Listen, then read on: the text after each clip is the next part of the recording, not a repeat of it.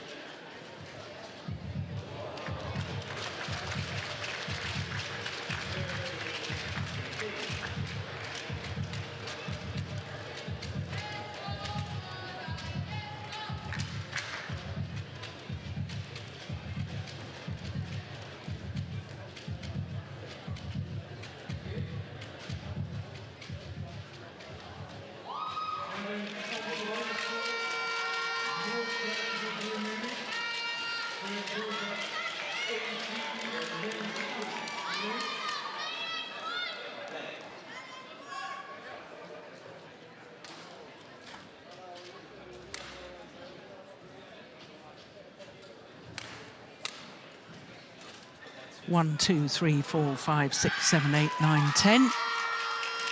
10.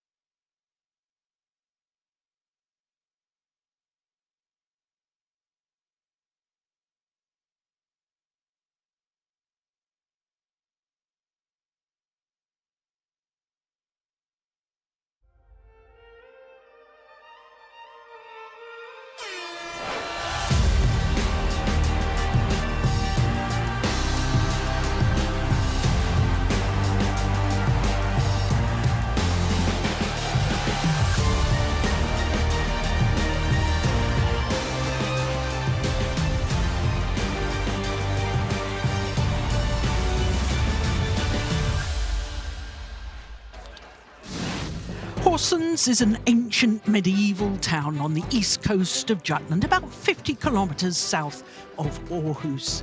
But for 10 days, for badminton fans across the globe, this city is also the centre of attention because Horsens is playing host to the oldest and most prestigious men's and women's team competitions within the sport. Welcome to the Forum Horsens for day 2 at the 2026 BWF Thomas and Uber Cup Finals. 32 teams from 20 different nations from across the globe have gathered here in Horsens for these two competitions. 10 days of competition, the first 6 of the group round robin stage. Then it's the knockout stage on Thursday and Friday, that's quarter-finals, before the semi-finals on Saturday with both finals on Sunday. So when we look at the 4 groups in the Uber Cup, Group A is headed by China, the defending champions and 16-time winners. Group B features the 6-time winners Japan. Group C, the 3-time winners Indonesia. And Group D, the 2-time winners Korea. But this evening we're concentrating on Group A. Yesterday China beat Ukraine without dropping a match, and host Denmark beat India 3-2. So today is day 2 of competition, and here on court 1, this is the 3rd tie of the day. All our ties have been from the Uber Cup, the women's team competition. This morning, Malaysia scraped past Turkey 3-2, then Indonesia beat Canada by the same margin. This evening, as I was saying, it's the defending champions and 16-time winners against the hosts, Denmark. Well, this is our first match, Wang Zhi Yi against Lina Christophersen. Of course, each tie comprises of the best of 5 matches. 3 singles and 2 doubles, I beg your pardon, as we welcome our first players onto court. Of course, at the quarter-final stage, it's knockout, but now at the group stage, all 5 matches within the tie are contested.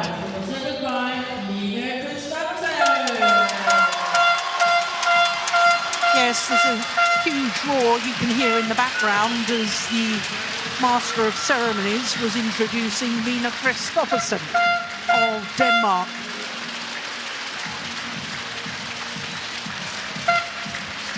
European Championships silver medalist from 5 years ago in Kyiv, in Ukraine.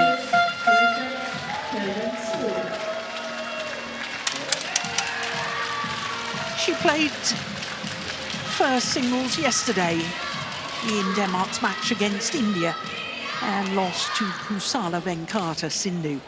Now, this will be a 5th meeting between these 2 players, and as you can see, of the previous 4, all 4 have been won by the All-England champion, Wang Zhi Yi, and all of them in 2 straight games. You serve. Which side? That side. So the toss of the coin complete. And the players will have their 2 minutes warm-up period before the start of the match. Wang Zhi Yi is 25 years of age now, from Shaoxi in Jinzhou in Hubei province in central China. She is currently enjoying her 75th consecutive week as world number 2. This is her 4th Uber Cup campaign, played here in Denmark, in Aarhus in 2021, then in Bangkok in 22, and 2 years ago in Chengdu. Lina Christophersen is a year older at the age of 26. She's from Dianolund in West Zealand. And she's a tall athlete, as you can see, 176, that's 5'9½". And I know that with some certainty because that's how tall I am. Well, that's how tall I used to be. Old age makes you shrink a bit, doesn't it? Umpire for this one is Gunas Lasviras from Latvia, and Kevin is our service judge from New Zealand. I'm Jill Clark, delighted to say that former Danish head coach Steen Pedersen is sitting alongside me. And Steen, when we look at the entire China squad, and we know that they've got 3 singles players ranked in the top 5 in the world and 3 doubles pairs ranked in the top 8 in the world. Yeah. For any team playing against China, it's a tall order, isn't it? It's a very, very tall order. You almost feel like they should be allowed to play 2 against 1 sometimes. But yeah, it's a good opportunity to sort of raise your game in meeting China after the performance yesterday by the Danes. Yes, well, before we get underway, I know that there was a very nasty injury yesterday to one of the Danish players. She had to be carried off courts. Can you give us a quick update on that? Yeah, the thing is that it's been established that it seems like the kneecap came out of place and got back into place, but she's going back to Copenhagen. I think maybe already have done that previously today and is going through further examination on Monday. Of course, we're talking about Christine Busch. Yeah. So we're just about ready for the first Ladies and gentlemen, of our matches in on this my tie. right, China, represented by Wang Zhi Yi.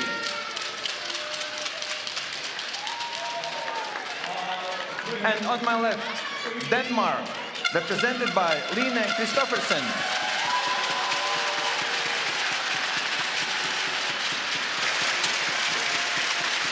Denmark to serve. Level. Play. So it is Denmark in the form of Line Christophersen nearest to us, getting this first women's singles underway in the Group A tie between the #1 seeds. Oh my goodness, behind the back there from the All England champion, Wang Zhi Yi.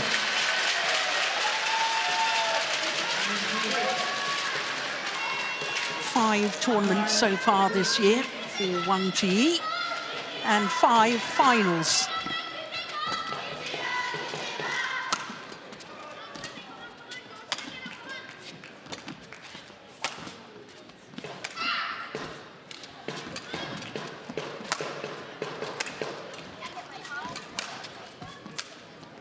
That's a nice shot. Oi, good play. Christophersen. 2 love.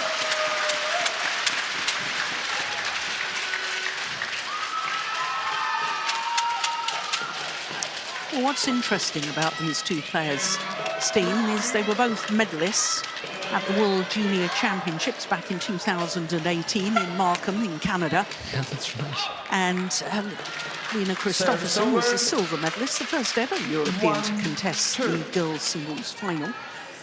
And the player on the opposite side of the net was the bronze medalist. But In the different half. yeah, They didn't meet. no, she lost to Go Jinwei, Yeah. who went on to take the gold medal, obviously, if Christophersen was silver medalist. But my point was going to be, you look at how they've developed since then, Yeah. and what they've achieved in world terms. Wang Zhi Yi, I mean, last year she was in 11 finals. I've just mentioned she's been in 5 finals from 5 tournaments so far this year. I mean, she has an incredible record, 36 international tournament finals in comparison to just 12 from Christophersen. How do you explain that in a way? Well, yeah, that's... That's the million-dollar question, I guess. No, because I think it's actually quite 3. easy explainable. China has a large group of women's singles players, a large group of coaches who is used to develop players to this level here, whereas Denmark has a much smaller pool. Line Christophersen was, she's a 7-time Danish champion already. National champion. National champion. So she's been 2. The best of the Danish singles players, at least in the head-to-head encounters, not necessarily in terms of international results, but she's had to sort of be the trailblazer, whereas Wang Zhi Yi, she's had players that could sort of drag her forward. Chen Yufei, He Bingjiao, and coaches that are consistent. They've had Lu Yigang ever since 2018 when he took over from Jiang Ning. So he's been able to follow her through and knows exactly what is it that we're working on, what's the next step, and so on.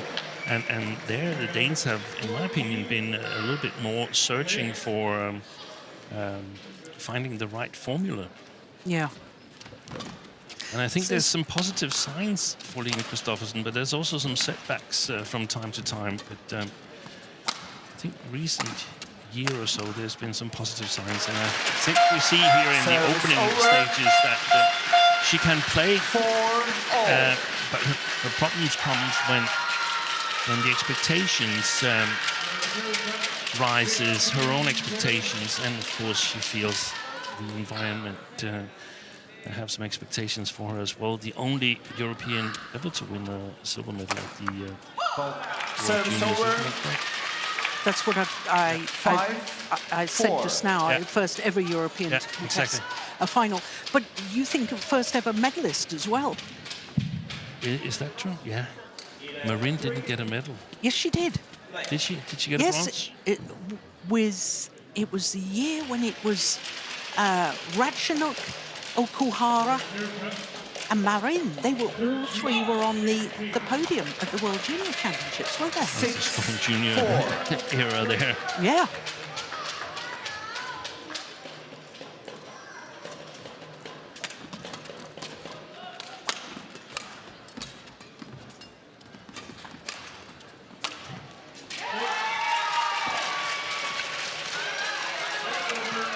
Nice net play from Wang Zhi Yi. 7-4. Didn't actually play in yesterday's encounter, Wang Zhi Yi against Ukraine. Chen Yufei led off China's charge.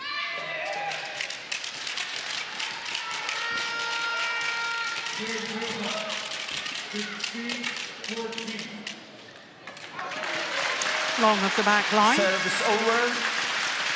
Now, some people may be wondering why Line Christophersen is playing at #1 singles for Denmark at the moment.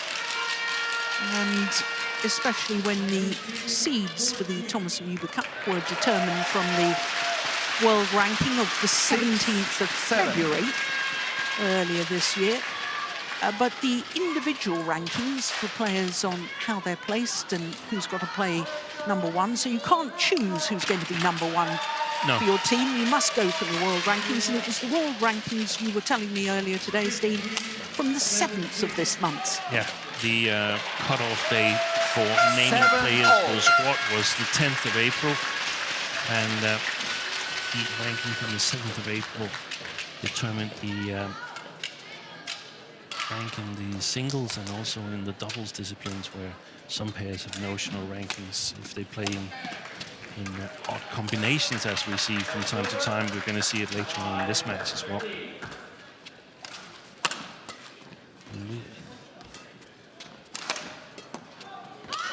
Oh, that's brilliant. Absolutely brilliant. And a smile from Christophersen. She didn't really see what shot Wang Zhi Yi was playing there. Look at this. Hold it a little bit. And then the sliced cross.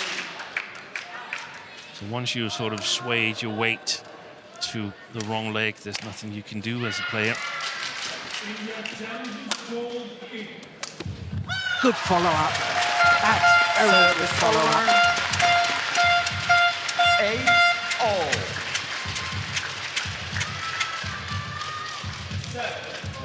I like the first smash, though, at the right hip.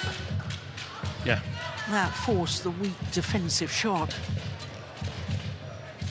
That's gone long. No. That's good. Service over. Oftentimes when you attack the body, it's very difficult for the defender to get the reply back. Long, it's almost always going to be to the front court. Means you can follow up immediately.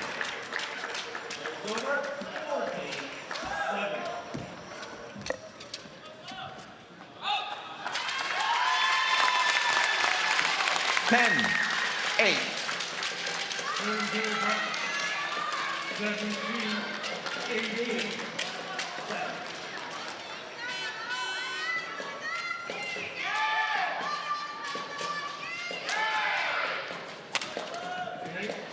11, And to the mid-game 8. interval, Interval. the All-England champion, Wang Zhi Yi, with the advantage, a 3-point advantage, to be precise.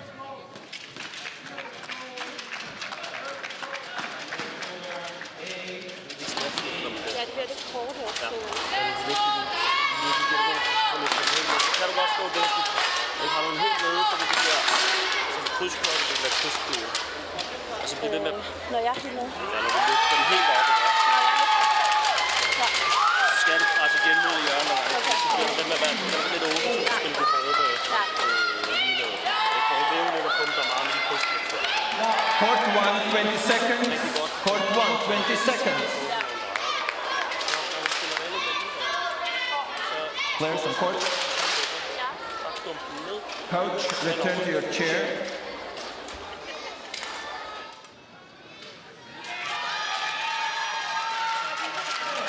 Eleven, 8.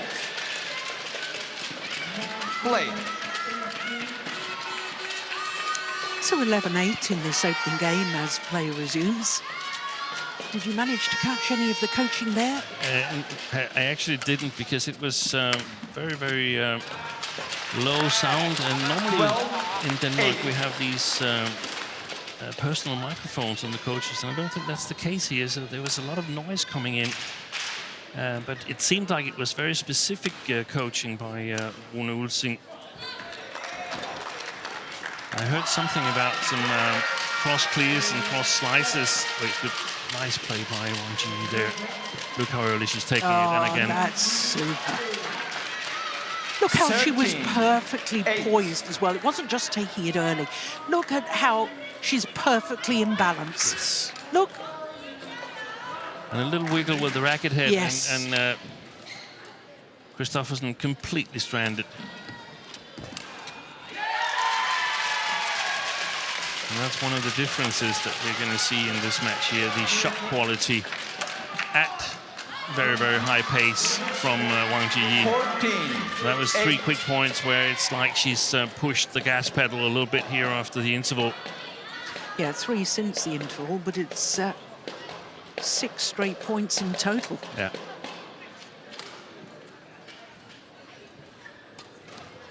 Good serve. Return already on the back foot, so to speak, from Christophersen's point of view.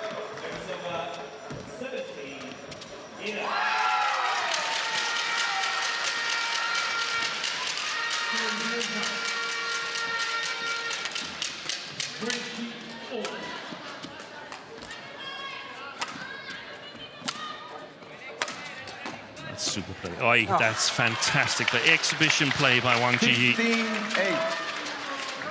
I don't know how many shots that rally were, but there were only 2 shots that I counted where Christophersen was at 50-50 in terms of chance of winning the rally. All the other shots she was trailing. Wang Zhi Yi was conducting the rally. You know, the way she came forward there to make that final kill. Yeah. You know, that could have been Lee Chong-wei. That could have been Lee Chong-wei. The movement forward, the way that she was in balance, it was just super. It was. He would have been disqualified, though, for playing in the women's singles discipline. 15-8. But yes, there was speed in the movement there. Yes. I mean, women's singles now, they're so fast, they're so strong. Yeah.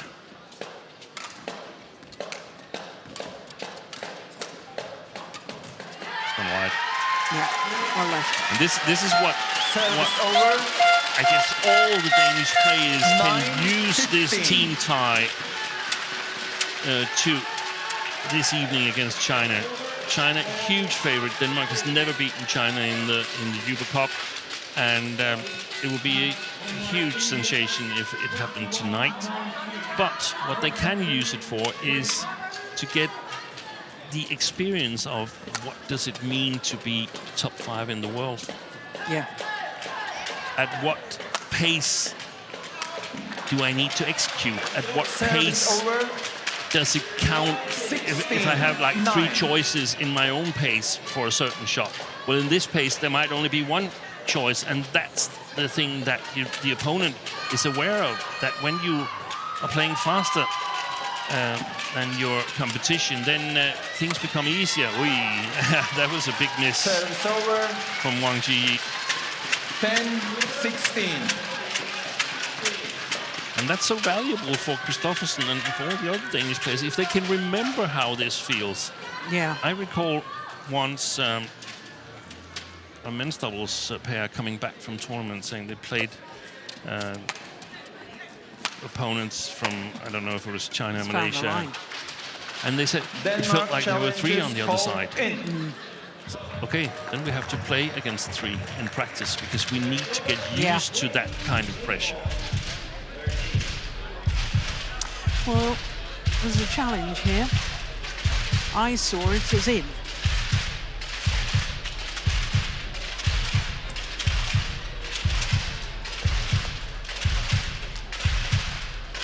Indeed it was. Cool.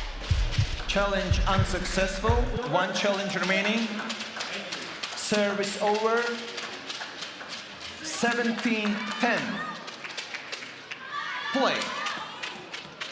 So 9 of the last 11 points to Wang Zhi Yi. Yeah, it was 8 all. Yeah.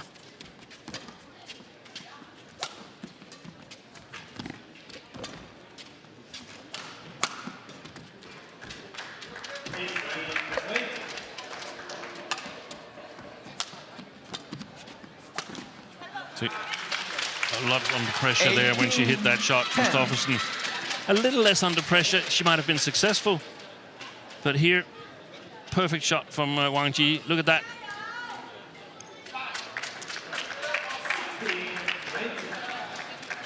So, got to speed up the swing, pre-swing before hitting the shot. How many times has Christophersen been forced to take it late in the deep forehand corner? So many times. Yeah, she's 19, really exposing 10. that. She's pumping that forehand corner.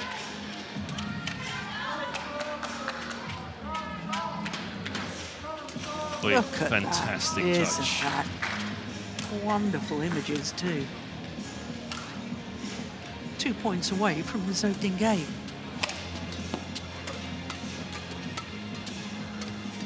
Good. That's Pressure a good rally. from Christophersen.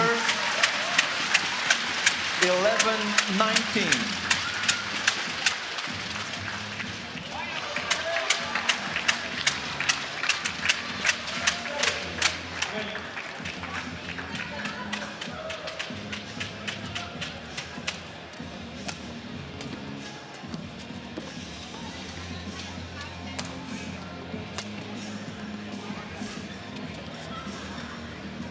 Super. There's a challenge from Wang Zhi Yi. China challenges called That was close.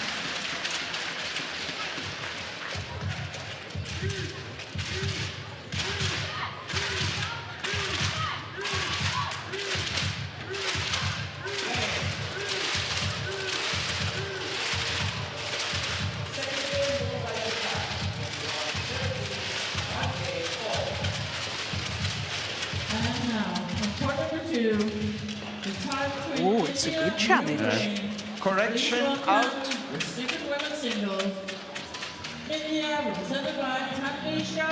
Service over. 20. Game point 11. 9 game point Play. opportunities for the world number 2, Wang Zhi Yi.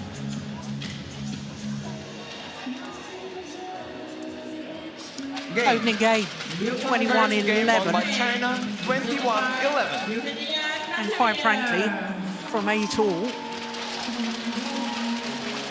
it looked as if it was a different class on the opposite side of the net from the Dane.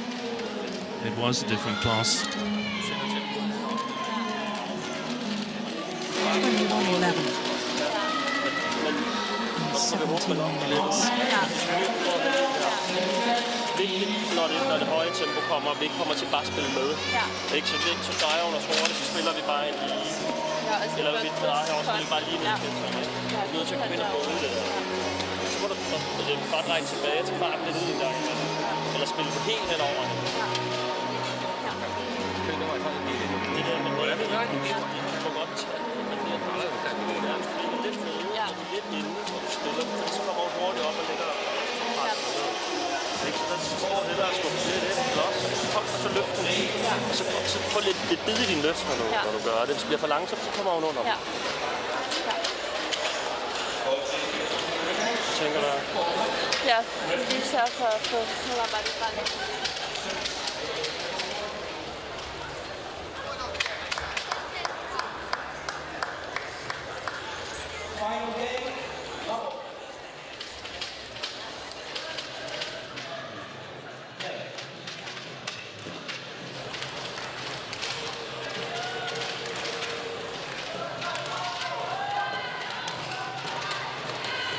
Court 1, 20 seconds. Court 1, 20 seconds.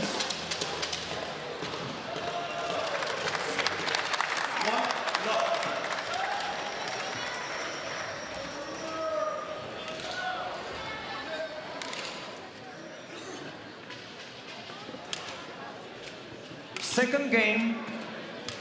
Love all. Play. So 1 game to the good. China in the form of Wang Zhi Yi, the All England Women's Singles Champion.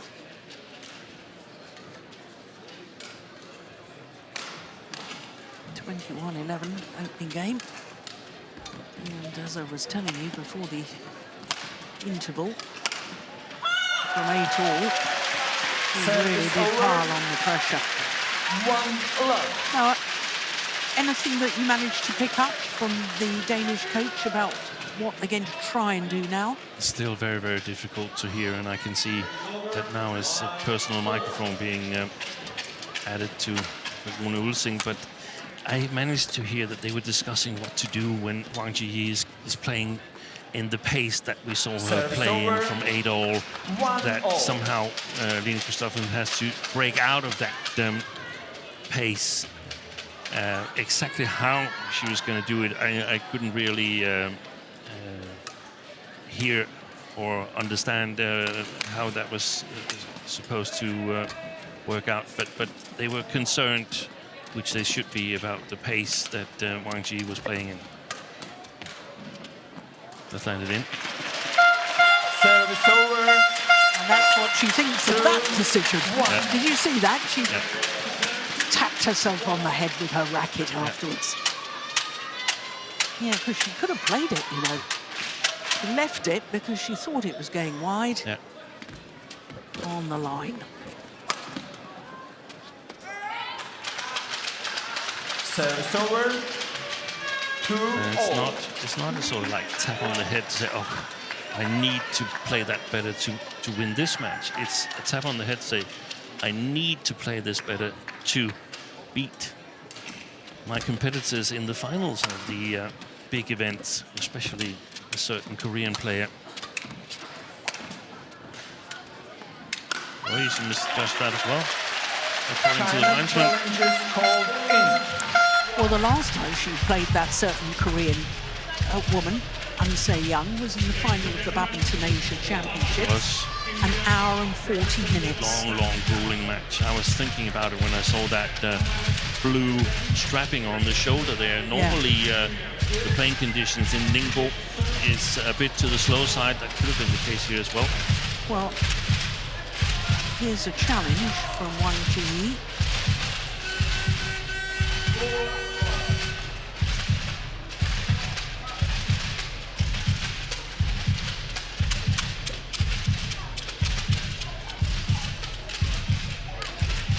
Line judge got it right. Challenge unsuccessful. 1 challenge remaining. 2 misjudgments. Service over. 3-2. Play.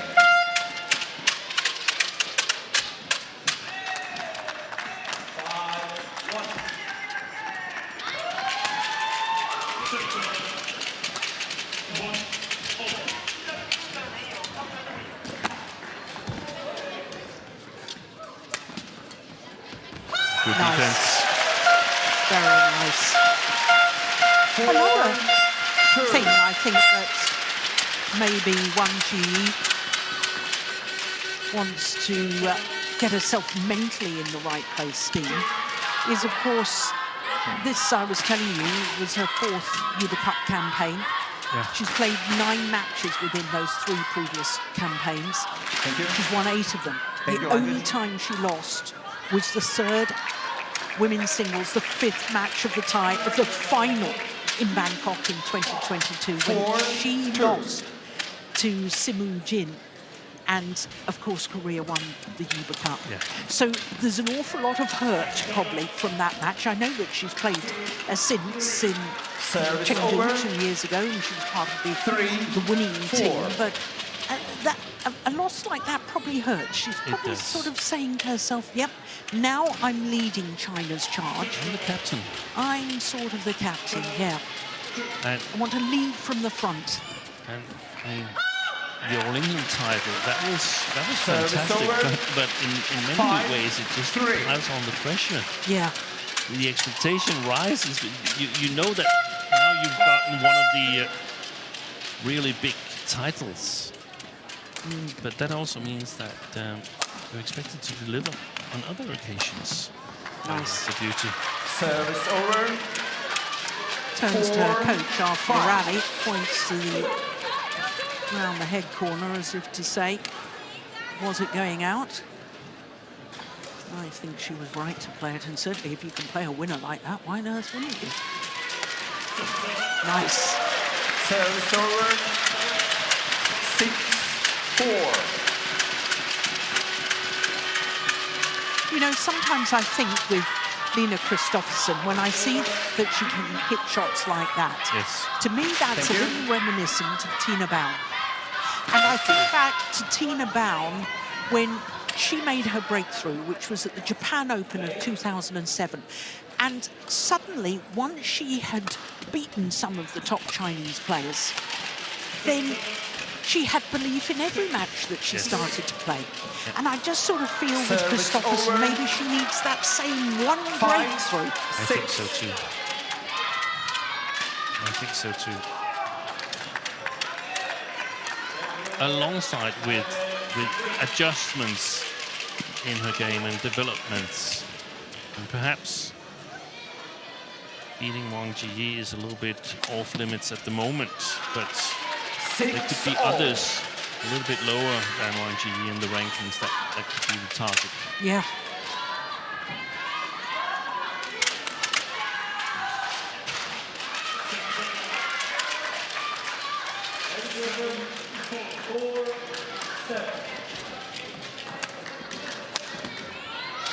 Nice.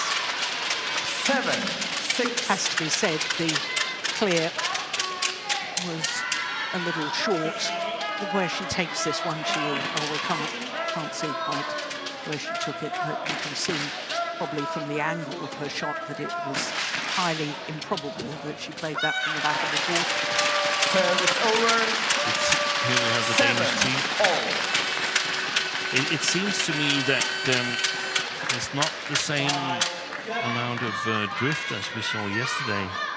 I thought that as well, Steen. Or the shuttles come a little bit slower or something. But yesterday we saw an awful lot of shots go long of the near back line here. We haven't seen that. Service yet. over. And I noticed in the opening game, Wang Zhi Yi was 7. using the punch clear into the deep forehand corner of Christophersen an awful lot. And I was surprised they weren't going Yeah, long. that was very, very difficult to play that shot yesterday.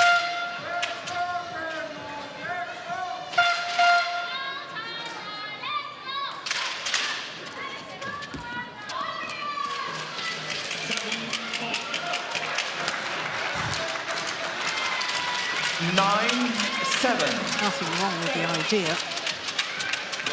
Execution letting her down.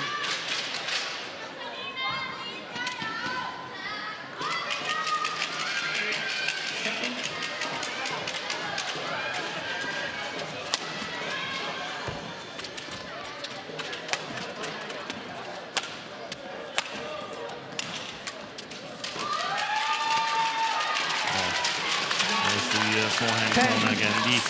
The defensive footwork of Line Christophersen is not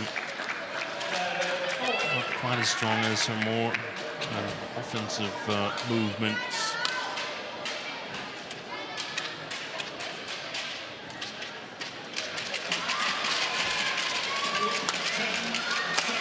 Nice.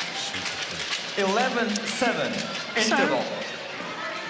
A 4-point advantage at the mid-game interval in the second game. Having been 4-6 adrift. Now 11-7 up to... Jeg slår det lige op til. Ja, det gør man. Derfor det skal variere det, ikke? Og du er nødt til, når du kommer under, så er du bare nødt til at acceptere, at du skal arbejde. Så er du nødt til at arbejde derud af det. Ja, den er alt for kort. Prøv lige at høre. Du gør det rigtig fint her i starten. Det er lidt vigtigt det her med, at når du på returen ikke bare går op og viser hende, hvad du vil. Det er vigtigt, der er lidt maskering også, når du løfter, ikke? Fordi hun ligger og saver for at få noget. Så du er nødt til lige at holde den. Court 1, 20 seconds. Okay. Court 1, 20 seconds. Ja, men det er svært. Og så når du laver din gode løft her, du har spillet lidt for kort, når du laver de gode løft, så vær aggressiv bagefter. Ind og bid dig fast, Line. Du er fint med. 11-7. So 7 of the last 8 points to Wang Zhi Yi. She made a bit of a spurt in the opening game. I think it's very important that Christophersen, on the resumption of play here, gets a point on the board as quickly as possible. 12-7. There was a bit better sound on Rune Olsing here, even though there was a little bit of an echo on it, in my ears at least. But he was talking about the importance of the service return, which I like. That's a good one. She cannot be too obvious in her service returns, Line Christophersen. Oh, that's calm and collected. 13-7. Yeah, I agree. I like focus, especially from singles players, on the return of serve. But you've got to go beyond that. You've got to think beyond that. Yeah, and that I couldn't catch what the proceedings were going to be, but they were reasonably satisfied with the first part of the first game. They talked about that she played too short on a number of occasions, and when she had lifted with good length, she should be aggressive on the next shot. But exactly what that meant, we'll have to see. I guess it's about moving the center of play forward on the court, taking it high on the front court. A little bit short, that one as well. Also short. There's the good length.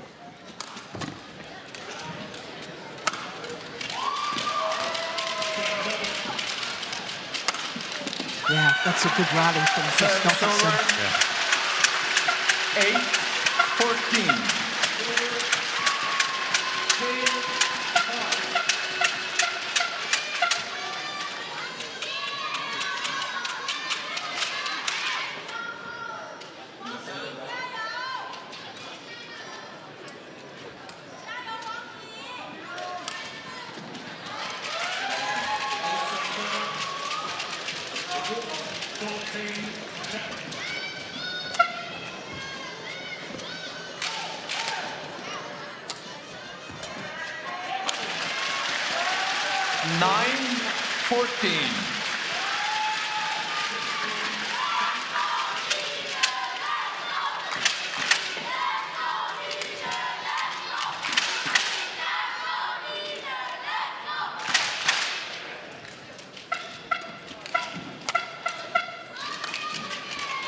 Service over.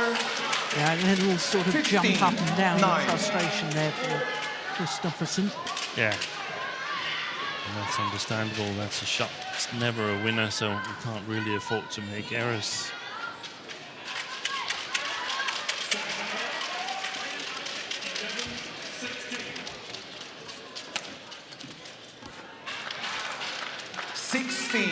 Nine.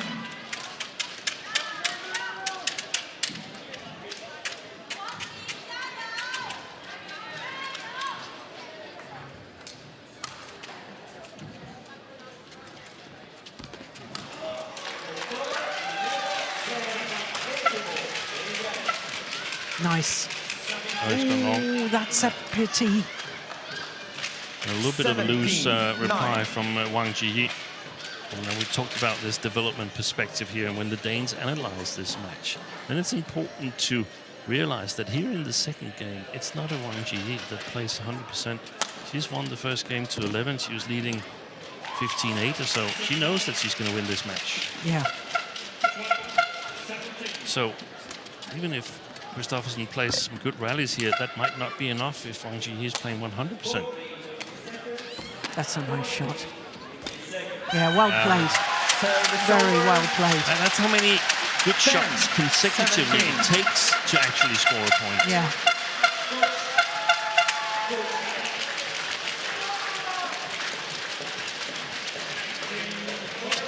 Nice net tumble too. Very tight to the net.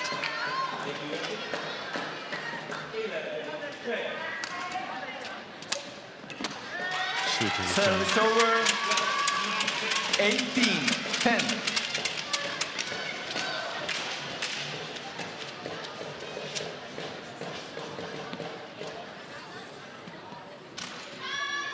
Thank you. Thank you.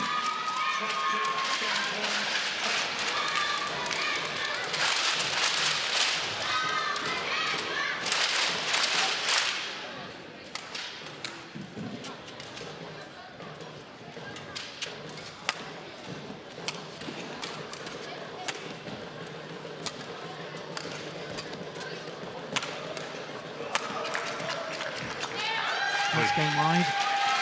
Did it. Interesting that Christophersen, I know you said earlier that the coach had been saying things about a cross-court clear, but there was 2 cross-court clears deep into Wang Zhi Yi's forehand corner there. Yeah. It didn't do any harm, did it? In fact, it was an advantage. Yeah.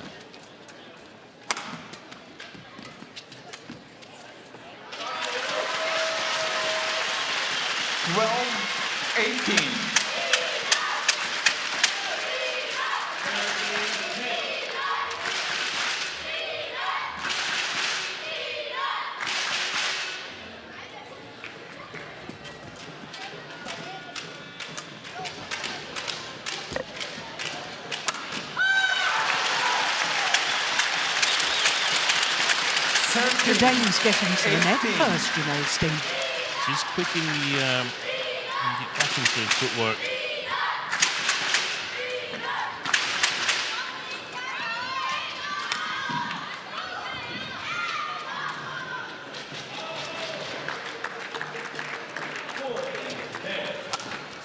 There it is, forehand, cross-court, and again. Yeah. Deep forehand again. Play. Oh, Oh, that's a pity. Service over. 19-13. Committed enough. The reputation of Wang Zhi Yi helped her there. Look at this. Christophersen's almost at the way back before executing the shot.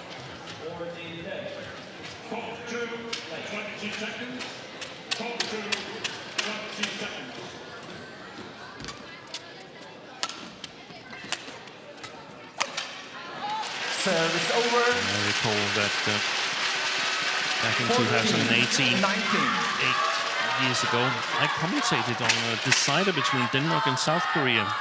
Christophersen was 18 years old at that time. She played a 16-year-old from South Korea. Her name was An Se-young. So that sort of emphasizes what you've been alluding to in terms of development. And Korea has been more efficient.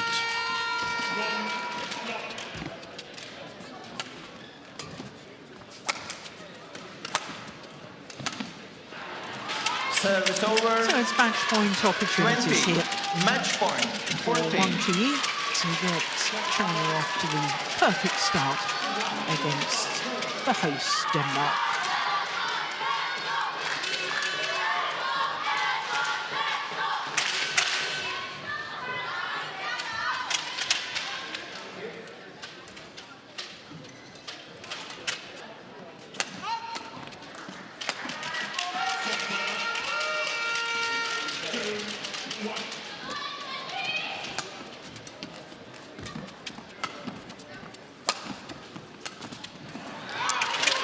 and first time of asking the world number 2, Wang Zhi Yi, demonstrating today why she is the world number 2 and why she's already won the All England title this year.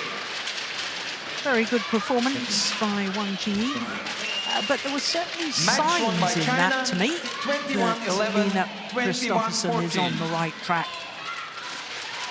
21-11, 21-14 in a match lasting 38 minutes.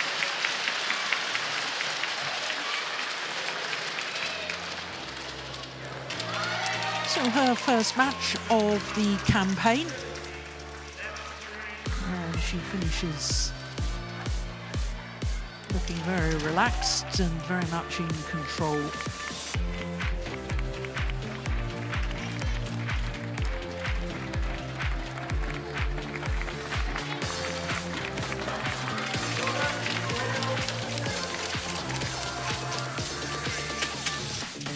So coming up next is the first of the women's doubles. The reigning world champions and current world number 1s, Liu Shangshu and Tang Ning, up against Kus and Verga from Denmark.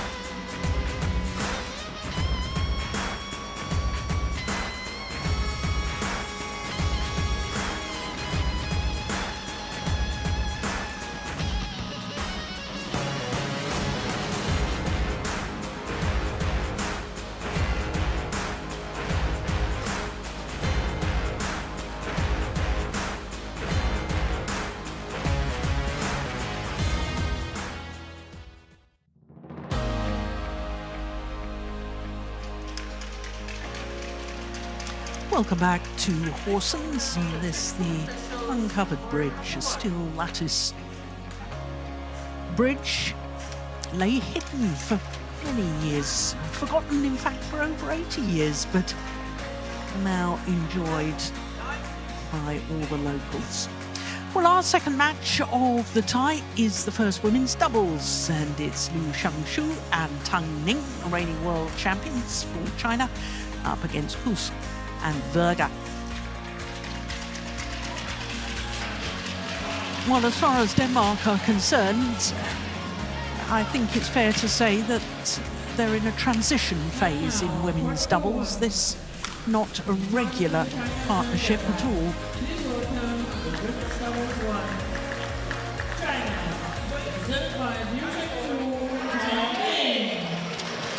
So to the world number 1s, Liu Shangshu and Tang Ning. For Liu Shangshu, the lady leading out the two, this is a third Uber Cup campaign. Her partner for just a second. Well, as far as Liu Shangshu is concerned,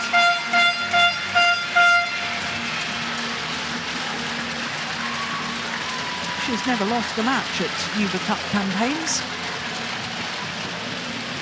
So here come the Danes. Amelia Kusk and Mette Berger. They did actually play first women's doubles yesterday against India and beat Kunjun Bang and Mishra. In fact, had to save 2 match points in the deciding game before they won it 23-21. But I understand that's the first international match that they've played together. Is that right, Steve? First match they ever played together. Well, not even in national leagues or... No. Your choice. My goodness. Red Well, or black? of course it's Red, the first meeting black for you. between these two pairs. They've Black, only played your one call. match, and that was yesterday against India. Meadow to serve. Who receives? Blue to receive. Which end? Right side. Good luck.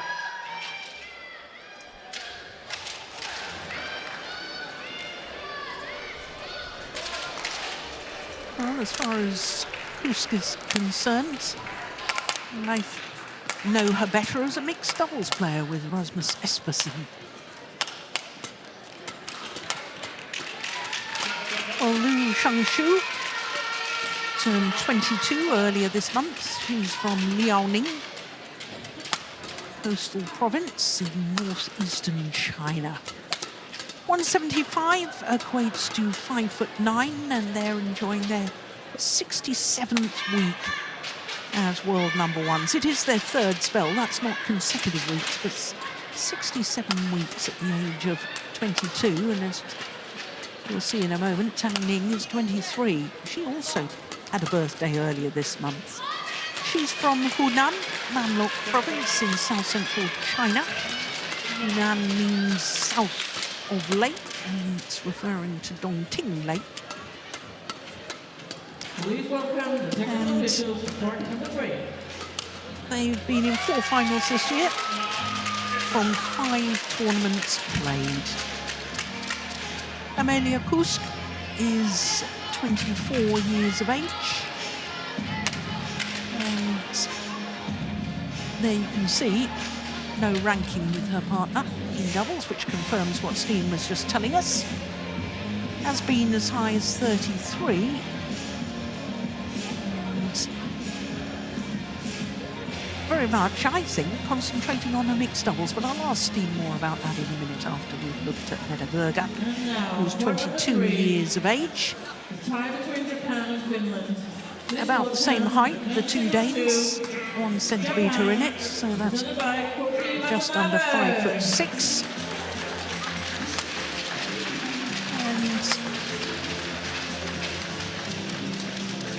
And I don't know an awful lot about this Danish player. Ready to play? Steve, can you enlighten us a little bit? Of Mette?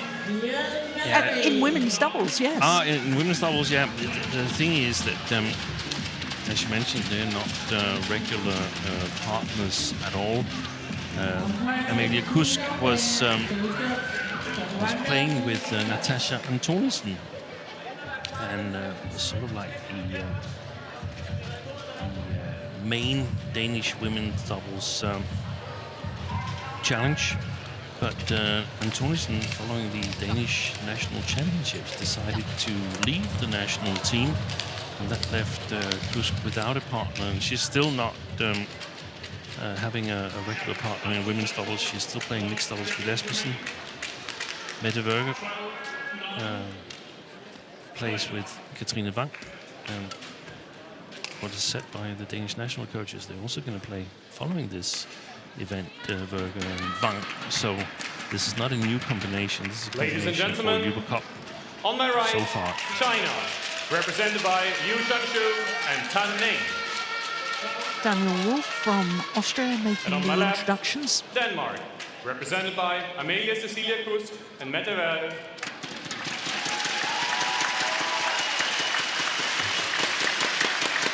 Denmark to serve. Mette Berger to Liu Shangshu. Love all. Play. So Denmark getting this 2nd match of the tie underway. First women's doubles, that's a good interception from Liu Service Shangshu. over. 1 love. Well, I am interested to see this Chinese pair play because they weren't selected for yesterday's match against Ukraine. And they did pull out of the Badminton Asia Championship final after only 13 points had been played. Yeah, that's concerning. I'm not quite sure what the injury was or what the problem was, but it is concerning. 3 love. And of course, because they went on to court and they played a few rallies, it goes down as a loss, and it means that it was the first loss in the final for 13 months and after 9 consecutive wins in finals. Yeah, that's for the statistics, but for us, we'll count the matches where they've actually been beaten by an opponent, and that might take a bit longer time. Exactly. China challenges, call in. So an early challenge in this women's doubles.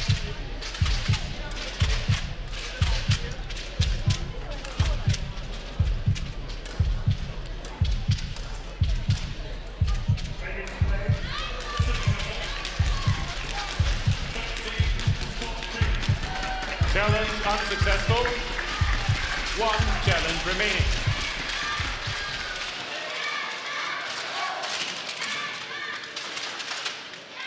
Service over. 1-3. Play.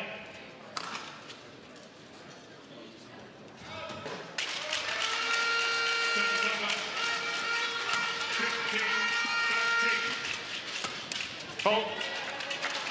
I can understand what Virgo was trying to do there, find the mid-court area, but it was just too loose, wasn't it? Yeah, this is going to be a reality check for many of the Danish players. Yesterday, these 2 women, they were the heroes of the Danish team. Winning that first women's doubles that made it possible for Denmark to win that crucial game against India. But today they're playing, in my opinion, the world's clearly best women's doubles pair. I concur with that. And this is going to be a totally different experience.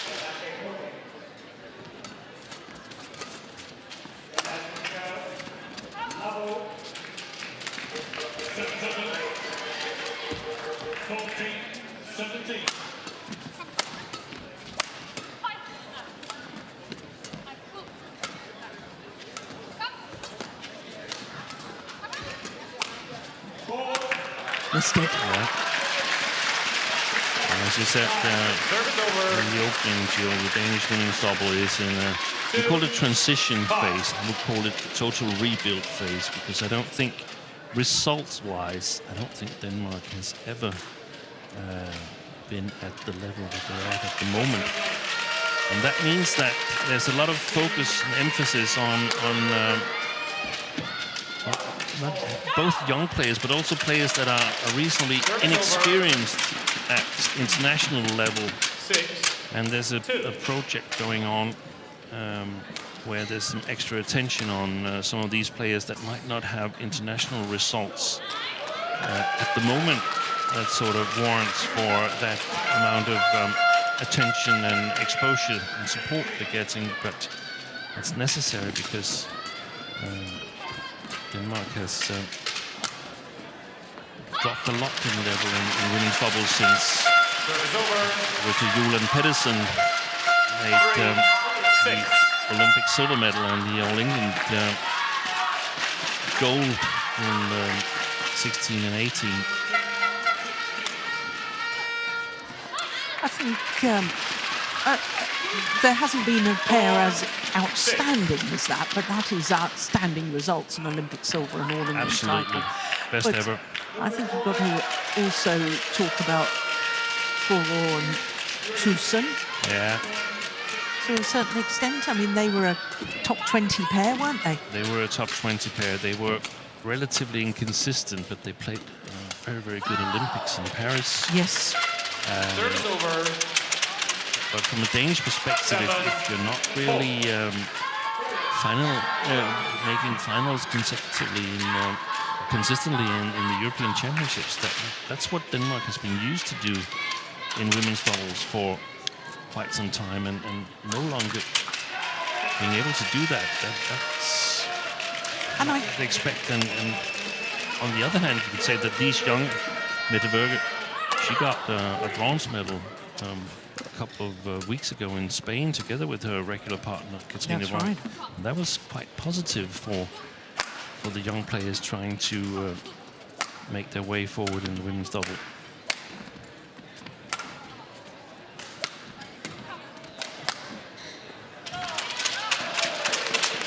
It's quite extraordinary that through a number of years there had only been one court designated for women's doubles practice at the national team. That makes it really hard to develop women's doubles players. You're kidding. I'm not kidding. Goodness me. Yeah. Mr. Pedersen, I could fall off my chair. Yeah. That's extraordinary. Yeah, that's extraordinary. That's a good way to make sure you have to rebuild at some time. Do you remember in our first match, we were talking about the development of Wang Zhi Yi and Christophersen, both medalists at World Junior Championships. One's gone on to achieve extraordinary things. Yeah. The other one, not so much so. And you said, well, of course, Wang Zhi Yi had players above her that she could aspire to achieve, and success breeds success. Yeah. And now I'm hearing that there's an understanding as to why the success of Pedersen and Yule wasn't carried forward. Transformed to the younger players, and it's, in my opinion, it's a catastrophe, because it's so hard being the trailblazer, having to thread a path for the first time in a long while. Yeah. And we can see examples of that. We can see examples in England, we can see examples in Sweden, we can see examples in the Netherlands, previous dominant nations in Europe that have been struggling for a long while, and it takes an extra effort to try and come back. And it's not at all guaranteed you'll be able to do it. Could be generations that are lost on that altar, so to speak.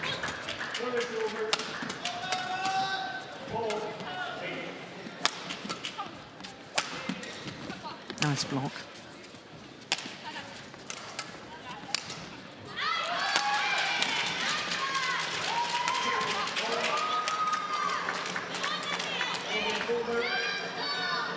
Pushed it wide, and it means that the reigning world champions go to the mid-game interval with the advantage, a 7-point advantage.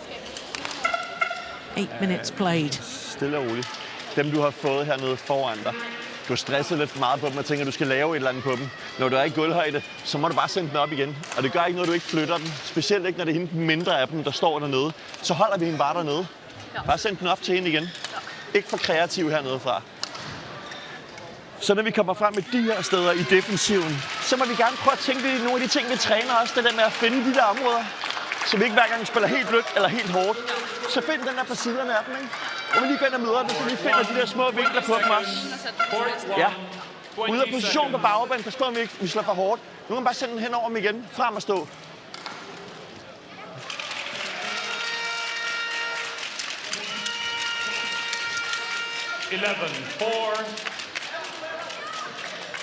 So 11-4, the advantage in favour of China.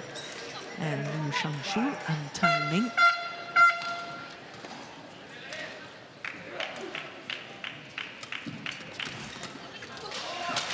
I like the return of serve, I have to say.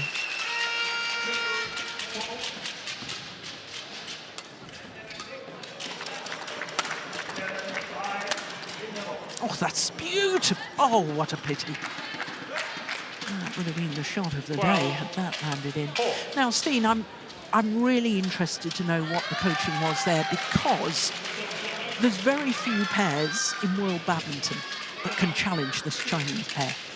That's true. So when you have a pair that's only playing their second ever match together, and they're not regulars on World Tour events in the women's doubles. So what does the coach say? Does he give them something to focus on?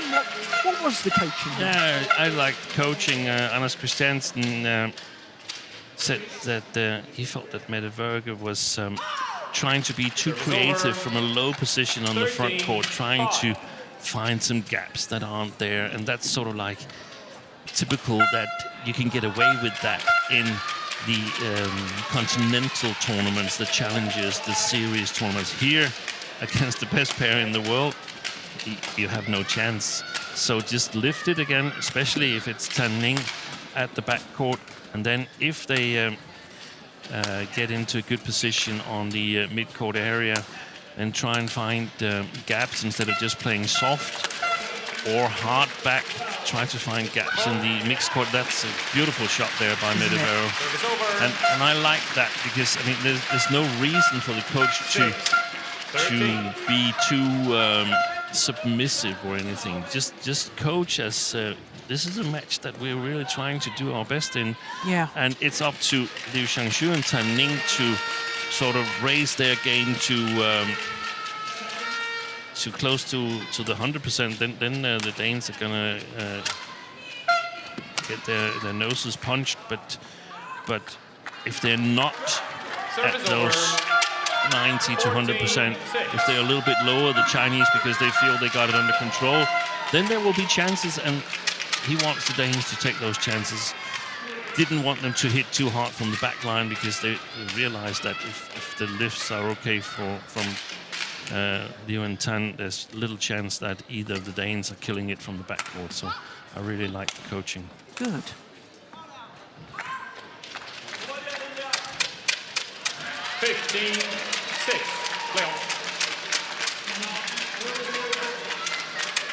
And one of the things that could be important is that the Danes shouldn't focus too much on the scoreline. They should focus on playing good rallies. I think an awful lot of pairs could use that philosophy when they're playing against this Chinese combination. 15.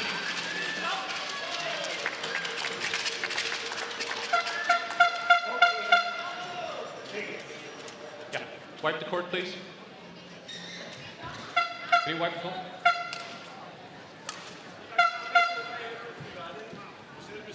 I think it's probably difficult for all the Danish players anyway that to have seen such a nasty injury to Christine Busch yesterday, and you know that they all train together on a daily basis. I mean, they'll all have been upset by that.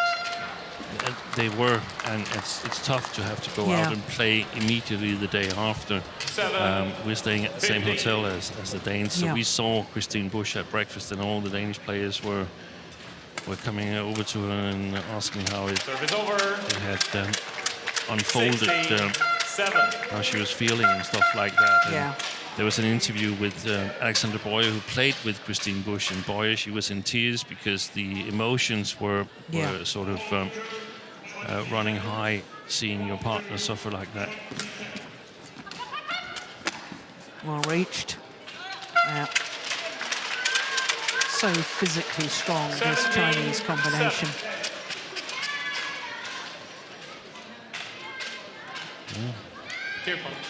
Amelia Kusk sort of testing her leg and her knee after that. Hopefully it's just the hit. The Danes, they are not substituting Christine Busch. They would have the opportunity, I guess. 17. But they would have the opportunity to substitute it, but they've elected not to. That means that one of the others Denmark challenge called out. Well, if the regular partners of these two weren't originally selected, why would you then bring them in? Yeah, and it causes some confusion with the team and stuff like that. And it's going to be interesting to see the lineup in the last match against Ukraine, whether they're going to make use of one of the singles players that was way long. Challenge unsuccessful. And that, incidentally, is going to happen on Monday. 18-7. Play. Ukraine medal at the European stage of the Uber Cup for the first time. China challenges. Oh, now there's another challenge the other way. Well, if they're wrong on this Chinese pair, then they're out of challenges. Yeah, I saw that as well. Well, Bulgaria, of course, won the European Women's Team Championships. And they had a thrilling match against Thailand yesterday. Only eventually lost 2-3. That's right. Challenge unsuccessful. Big win for No challenges Jana remaining. Bautova in the first women's singles against Now, Ratchanova. Bautova was absolutely superb. 18. Play. Must be the biggest win of her career to beat Ratchanova, Yeah, I think so. beating the former world #1, Service over. former world champion. 19-8. Well, they're marching towards their goal here. Wu Shangshu and Tang Ning, only 2 points required.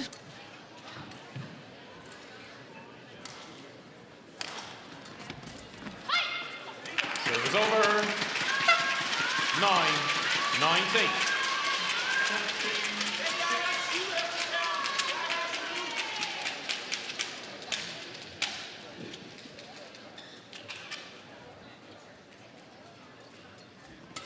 Fault. Service over. So game 20. point opportunities Game for the world point #1s.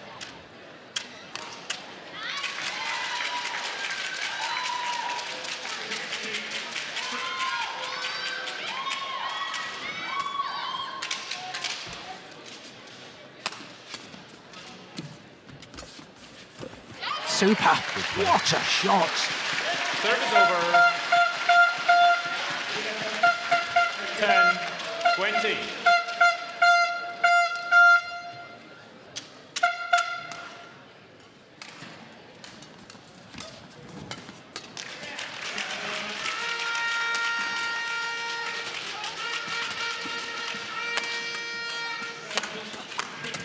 Yeah, well worked. And the opening game, First game, won by China, 21-10. 21-10. confirmed by umpire Daniel Wolf. And a pretty convincing opening game in 17 minutes. Faktisk ret svært, fordi det kommer ikke med så meget fart og sådan lidt højt. Ja. Ja, jeg synes, det er rigtig svært for altså duellerne rigtigt i gang. Jeg synes, når vi har duellerne i gang, er det rigtig godt. Så bare det er svært at komme i gang, når vi skyder så mange ud. Ja. Prøv at høre. Så mange har jeg heller ikke skudt ud. Jeg skød 3-4 stykker ud. Okay. Det er det. Mere er det heller ikke. Ja, mere er det heller ikke. Prøv at høre. I spiller rigtig fint. I er investeret i duellerne, I er klar, I er ikke bange for at spille de her ting. Stadig de samme ting, der gælder dem. Kommer vi under netkanten her, så må vi spille den op igen. Vi står rigtig godt i defensiven. Det er jo kun de gange, hvor de har splittet os, så er de kommet rigtig igennem, ikke? Ja. Ja? Det er med at være rigtig investeret i den defensiv der. skal ind og være. Det var中路边线，几个线要打准啊，充分适应。这边抛的话，这个往高点对啊。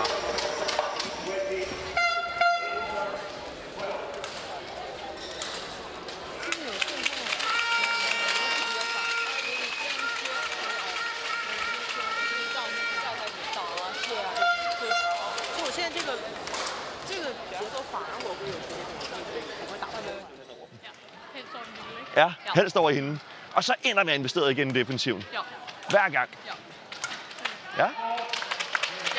Spiller alle dueller. Helt på, koncentreret. Ja? Kom så. Court 1, 20 seconds. Court 1, 20 seconds.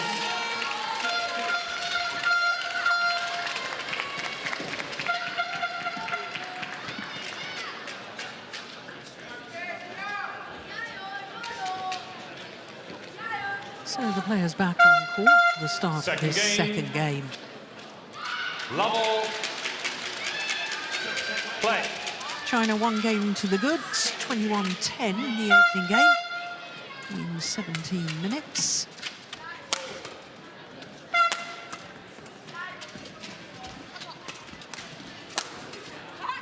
Oh, that was a nice half chance. Pity it's gone long. 1 love. Metaburger. I like the way she stepped forward there, Steve. Yeah, both the Danish girls are playing mixed doubles as well and can use some of their experience on the front court there. I suspect that would be some of the things that you would build upon if they were to play together as regular partners. As Berger plays with Kolding. In the mixed, yeah. Yeah. And they won the Danish championship, beating Christophersen and Boye in the final. So both the Danish girls comes with some success, and I think that was the key to their win yesterday, that Berger became Danish champion in mixed doubles. She won a medal at the European Championships in the women's doubles, and they won the Danish team championship just last Tuesday. Kusk, on her hand, beat Chen Tangji and Toi Wei at the All England in the mixed doubles and won a bronze with her Danish team. So coming off good results, and I think that sort of helped them to their win yesterday. It's not going to be enough today.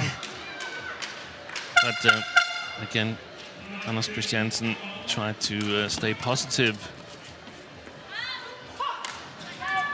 3 love.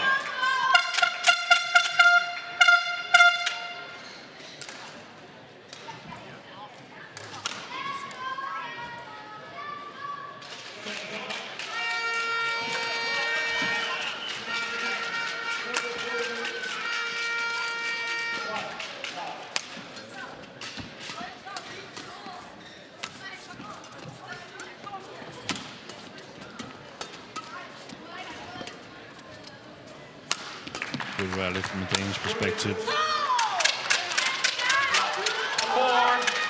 love.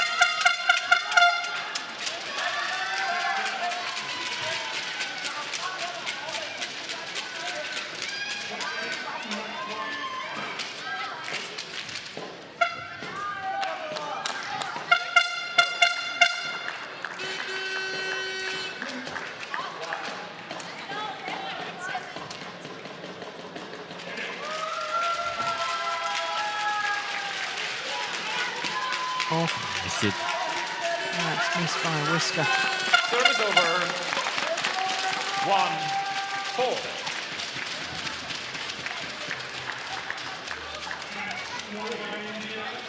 I tell you what, I think the Danes have coped with the tumble serve very well so far.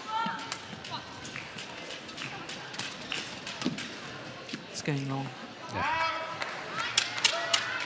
Service over. 5-1.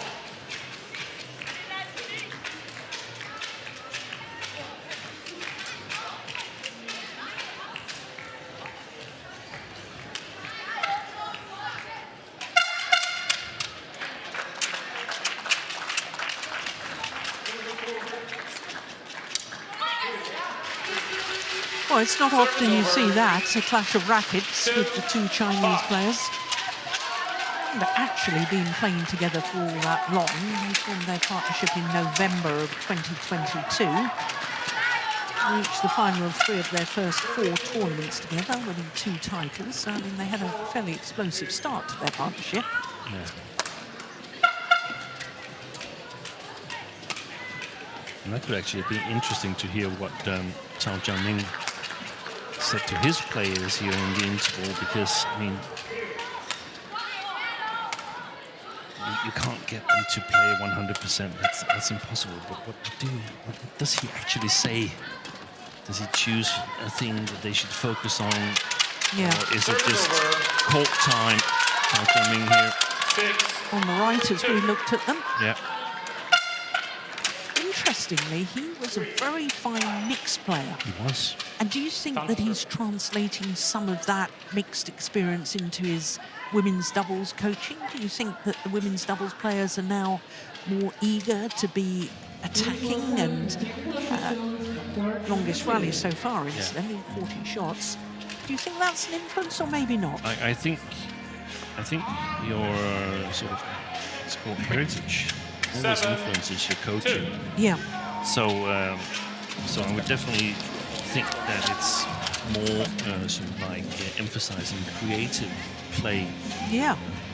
and also controlling play, where we've seen some women's doubles 10 years ago or 10, 15 years ago quite content in sort of playing a rather passive style. We don't see that as much anymore. No, we don't. And that's been a good thing for women's double.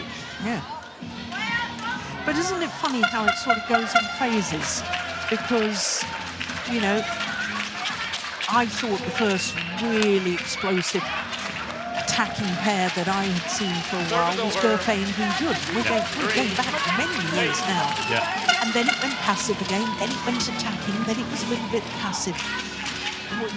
Yeah, we had Wang Zhi Yi, big smash. Absolutely, and Wu Yang playing together.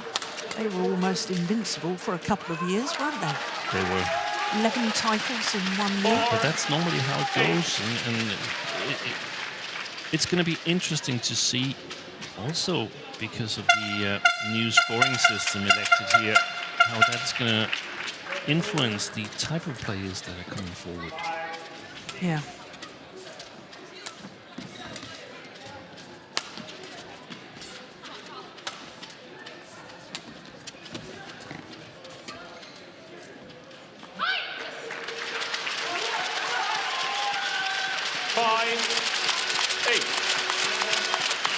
Well, this is a good little run by the Danes.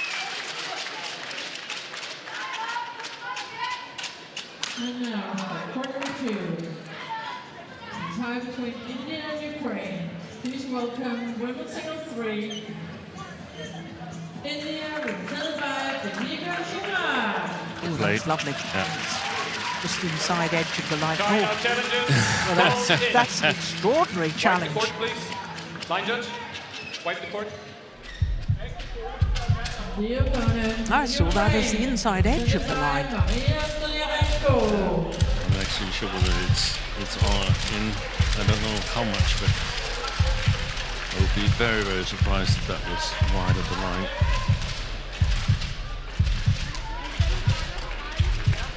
Challenge unsuccessful. 1 challenge remaining. 6. So just 2 points the deficit. Play. At the moment, we're in a phase where the two Chinese players, they're a little bit like bicyclists before the final sprint. Nobody really wants to take the lead and sort of go forward, spend the energy necessary to pull away from the Danes, and they're making the most of it, Kusk and Berger.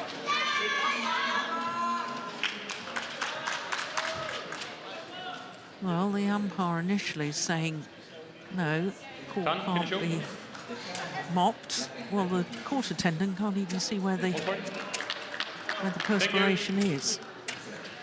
Thank you, Judge. Tells you all you need to know.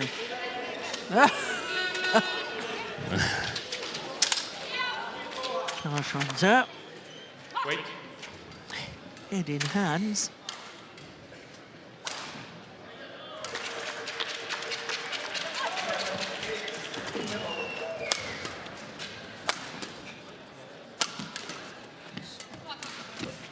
Play.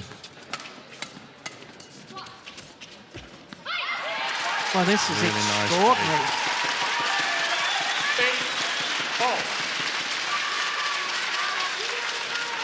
I think from Chinese perspective, they're waiting for Liu Shangshu to sort of change gear.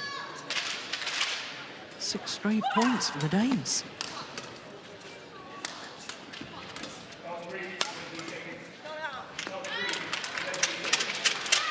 Service over.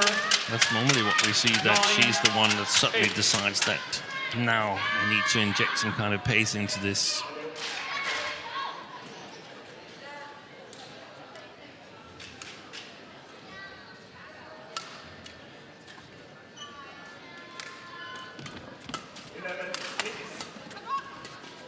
Yeah, she got ahead of herself there mid-hour. 10-8.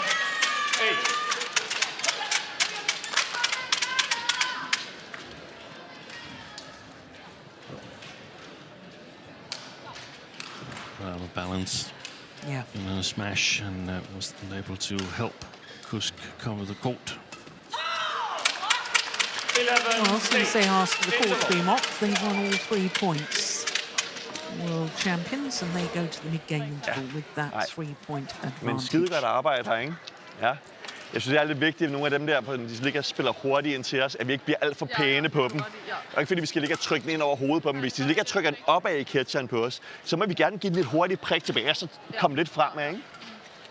Meget bedre her fra forbanen også, at vi ikke bare spiller de der bløde buer ind i midten. Vi giver lige et lille vinkel, eller skubber lidt ud, eller et eller andet, ikke? Dem vi kommer godt på. Kommer vi ned? Okay, så må vi sende den op. Ja. Stadig fuldt investeret i vores defensiv. De skal ikke bare lige have den ned. Det er pisse godt herinde, ikke? Alle dueller, og selvom de tager et par hurtige, så næste. Ikke?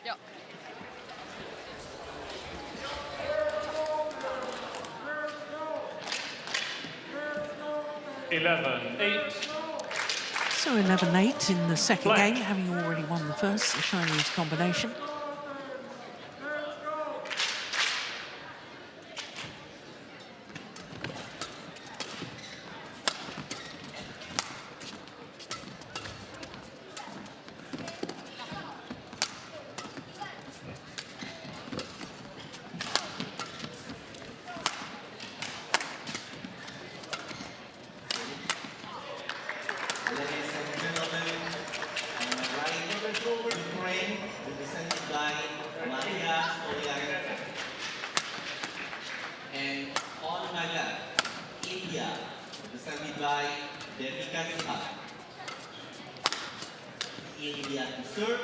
It's a good rally. Yeah.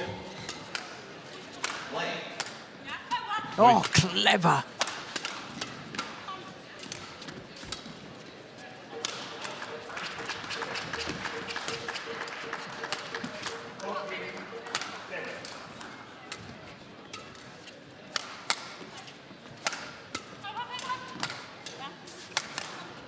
Got to be the longest rally of the match so far. Good move.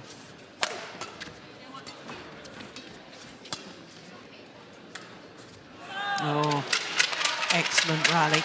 Lost patience in the end. Kusk. Wipe the court. Line judge.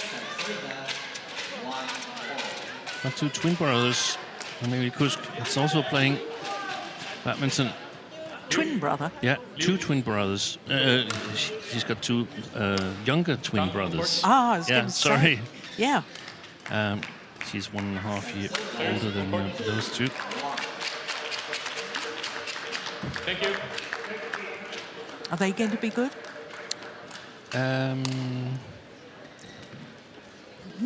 They're not within the national team at the moment, but I don't know them well enough to be able to judge that.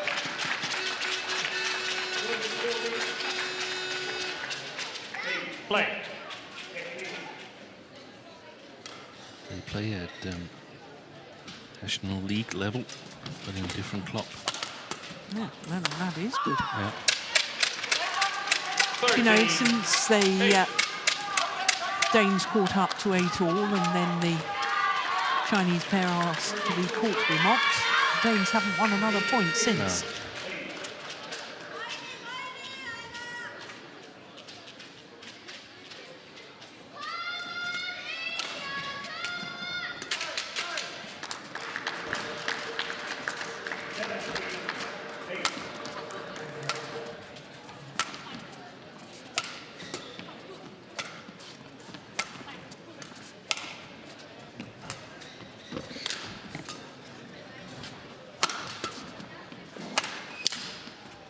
Another clash of rackets.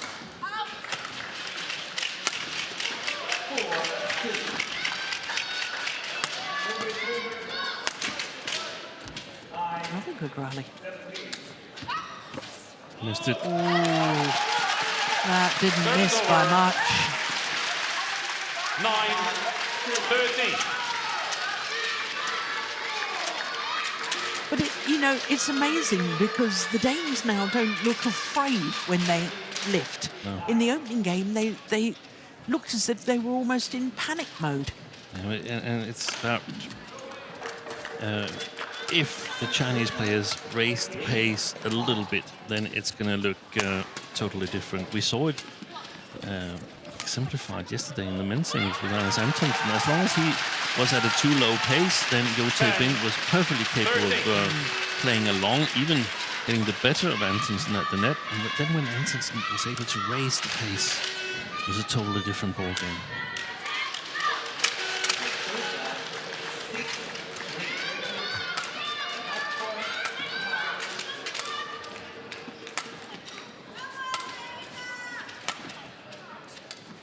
Good play. Clear back.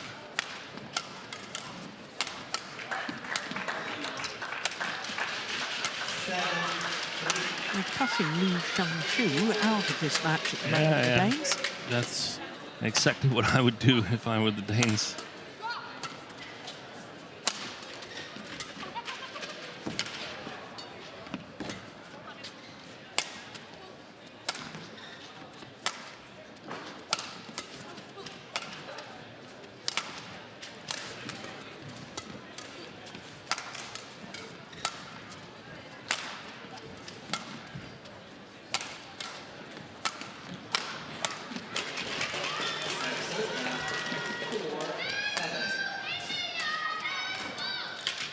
Play.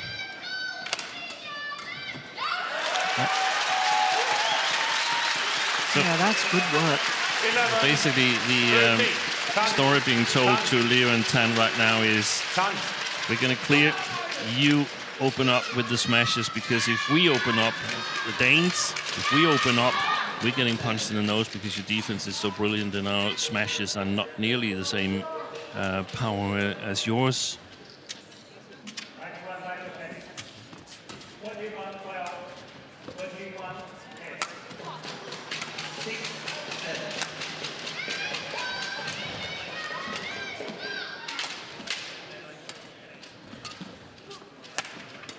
Good shot.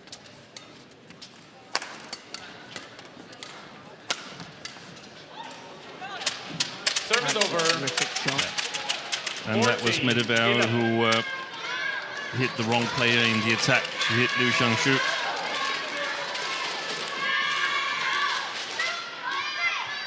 And then they got in trouble.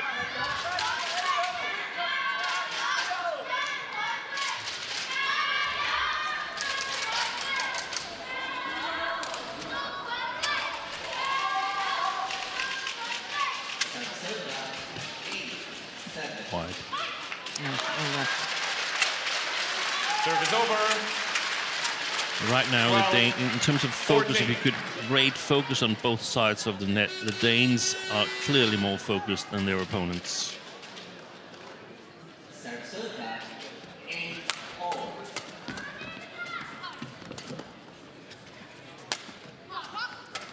Oh, you might clear from Liu Shang-Chu. Yeah. Medebau Service over. totally deceived by it. Off balance. 12.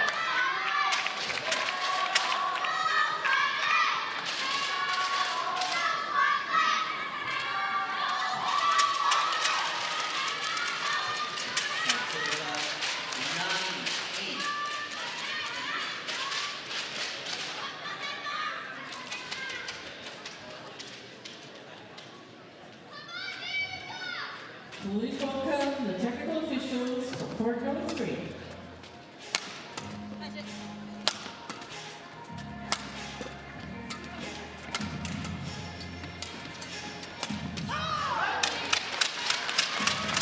Now that's a, you know, there was a sort of gasp from the fans there, as if, how could she miss that? That was a really good shot from Liu Shang-Chu. Yeah. Look, she's having to take it when it's gone past her. Exactly. If it comes over, then the Chinese are going to counter on the next one.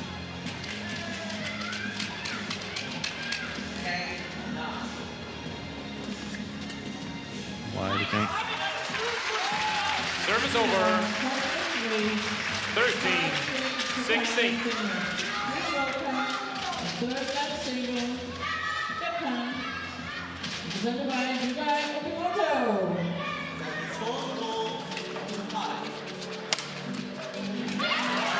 Well, that was a very ambitious defensive shot from Tang Ning. 16.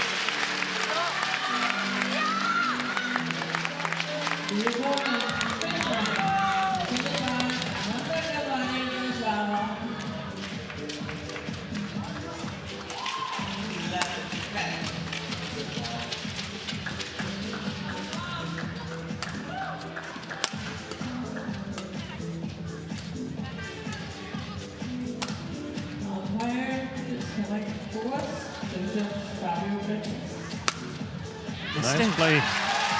The Danes are tactically playing really well here in the last 5-6 rallies. Making the most of the means that they have, the skill set. Part 2, 20 seconds. Part 2, 20 seconds.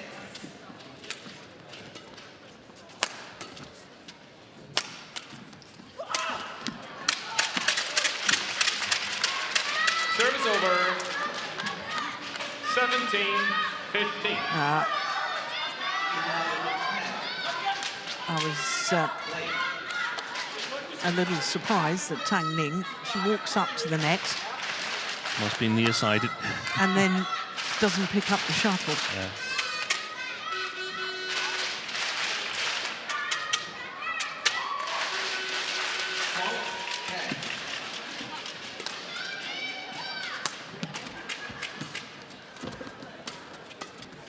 Oh, there's a big gap. Service over.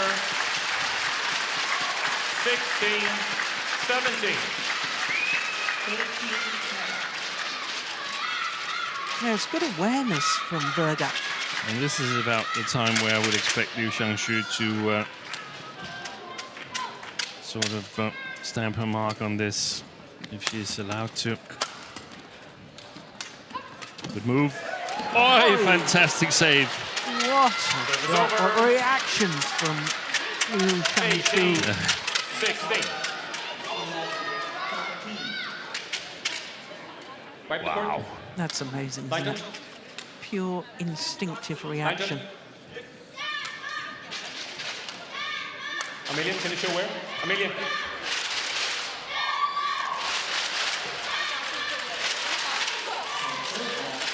Thank you. On court.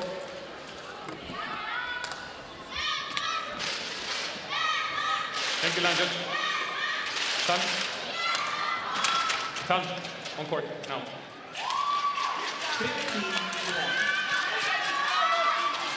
Liu serve. 18-16. Play. Ready to play. Crucial point. 15.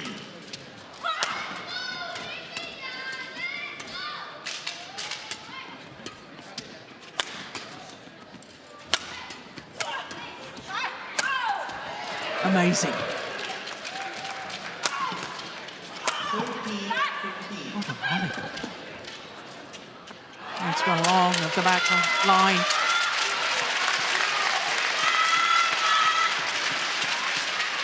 (19-16).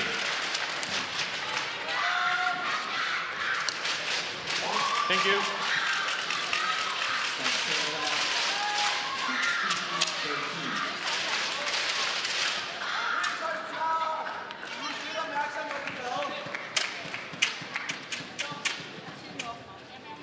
Ladies and gentlemen, on my right, Finland, represented by Olanda Selvani Densvara.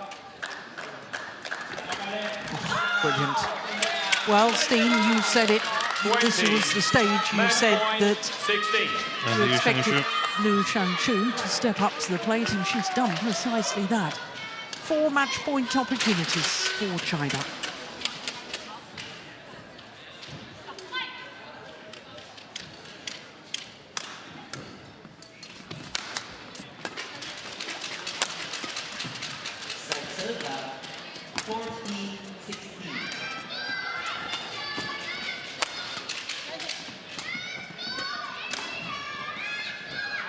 And they convert on their first opportunity. 21-10, 21-16. But I have to say, Steve, the Danes in that second game played some very nice badminton. They played their chance. They played their chance and played it wisely. Match won by China, 21-10, 21-16. Yes, they will say when they go on interview with the Danish TV here that they had a relatively nice experience, even though they lost the match. That was confident, wasn't it?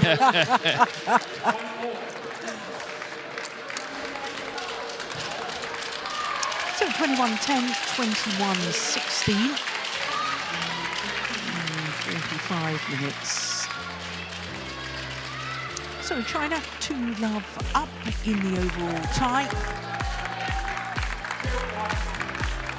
Next match will be the second women's singles. After that, the second women's doubles, and then we'll finish with the third women's singles. But up next, the second women's singles, Han Yue, the current world number 5, up against Mia Blichfeldt for Denmark.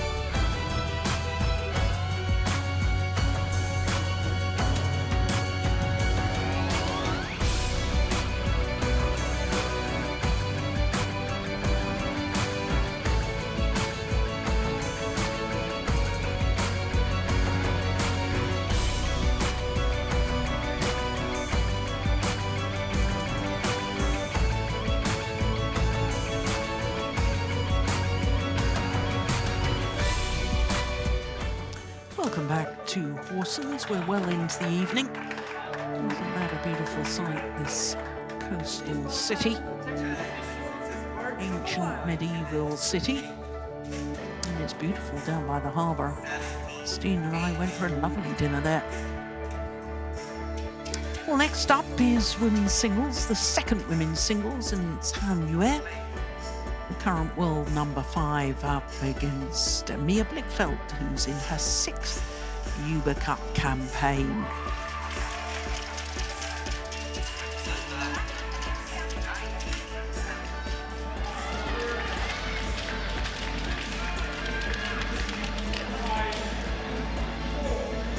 Well, just 11 places difference on the world ranking between these two players. And there with the higher ranking, just 5 in the world. And there's still 2 Chinese players ranked above her. Wang Zhi Yi, who we saw in the first match, and also Chen Fei. Fei played yesterday against Ukraine. Has been rested today. Han Yue also played yesterday.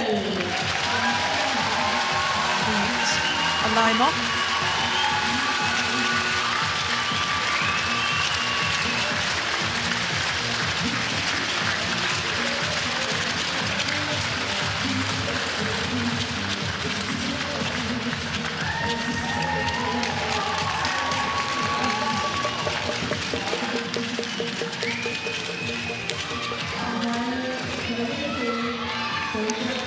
got the knee supports on both knees. That's a regular occurrence with Mia Blichfeldt nowadays. She's telling me about all her knee problems, but she's determined to play on nonetheless and do the best she can. This is the fourth meeting between these two players, and Annuaire has won all three previous. You receive. So Mia Blichfeldt, she chooses ends in which to start and wants to start the near side of the court.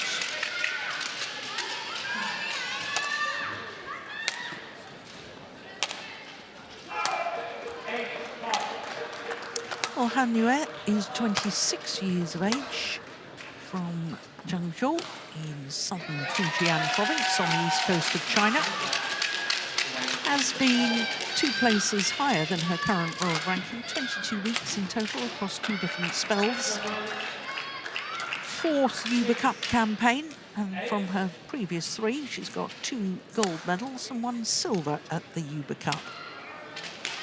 5 tournaments so far this year for Annuaire.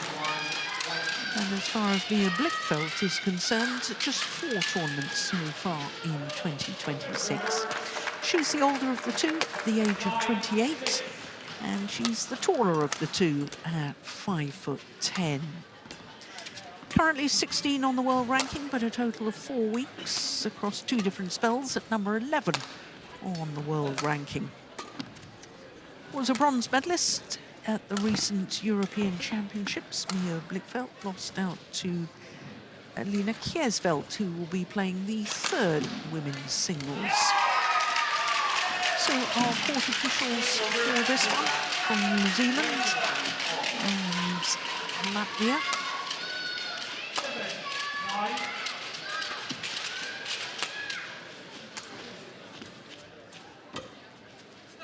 Well, Mia Blichfeldt wasn't selected for the match against India. She said she wasn't ready after taking a little bit of a break after the European Championships because of the knee problems, whereas, as I was telling you, Annuaire played against Anastasia Alaimov, ready to play, left-hander from Ukraine.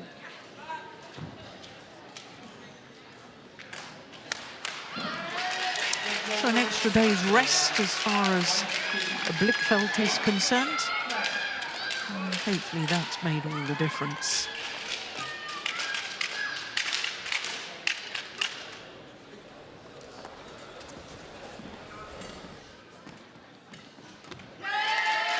Danish coaching bench.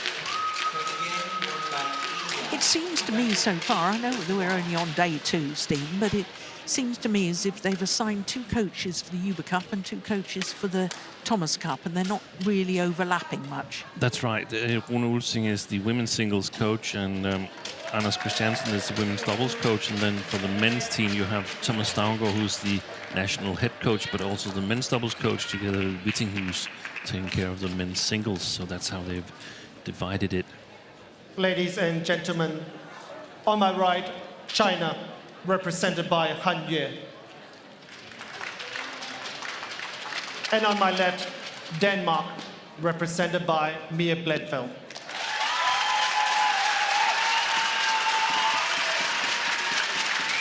Denmark to serve. Love all. Play. So Mia Blichfeldt for Denmark, nearest to us, getting the 3rd match of this Group A tie underway.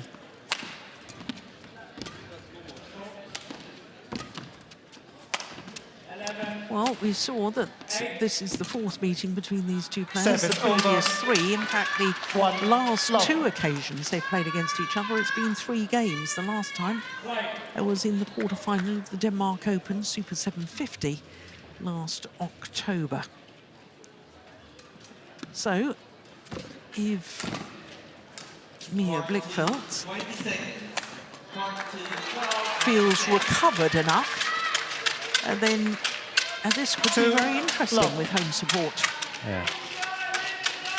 It's a relatively good matchup for Blichfeldt, even though she hasn't beaten Annuaire. But Annuaire is a player that She's not sort of like stamping her mark in terms of firing winners and deceptive shots all the time. That's what. Oh. Service over. White. 1, no objection 2. from Hun Yue. I saw the second meeting between the two in the Arctic Open. I felt that Blichfeldt probably should have won that match, actually. But the experience of Han Yue prevailed in the end. 2-all. There has been a lot on and off for Blichfeldt in terms of playing strength because of injuries.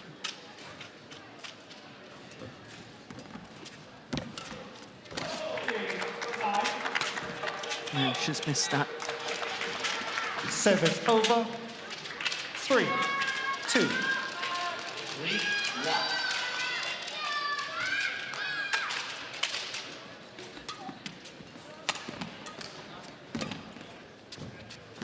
Oh, should have left it. I think it would have gone wide. 4, 2. Obviously, the hesitation here cost her. Couldn't get the right length on the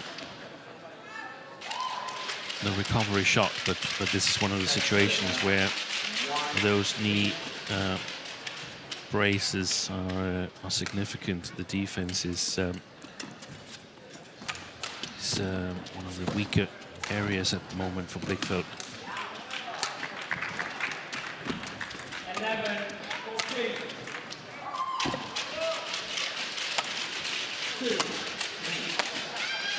Look at that. Not really close to it. 5, 2. Did you see the amount that Blichfeldt was moved, though, in the early stages of the rally? Yeah. I mean, Han Yue, absolutely classic player at using all four corners of the court and outmaneuvering opponents and then going to the winner. Super solid, yeah. Sort of basic game. The foundation where you can build the variations and the extraordinary shots from.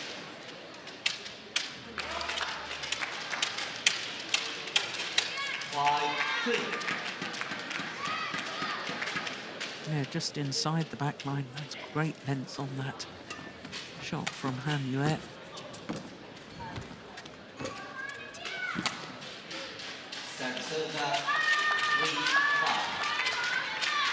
Seven, 2.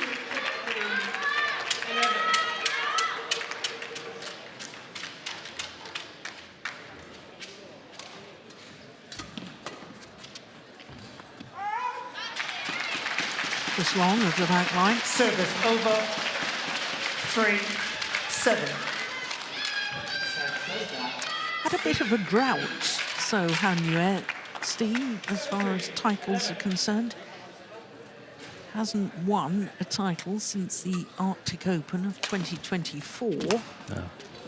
And she's played 6 finals since, lost them all. I think, I was just checking because I couldn't remember which year it was, but I think the lost World Tour finals against Wang Zhi Yi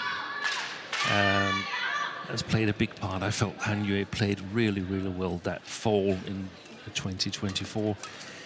Had some big opportunities in the final of the World Tour finals against Wang Zhi Yi, failed to convert, and now I think Wang Zhi Yi has run past her.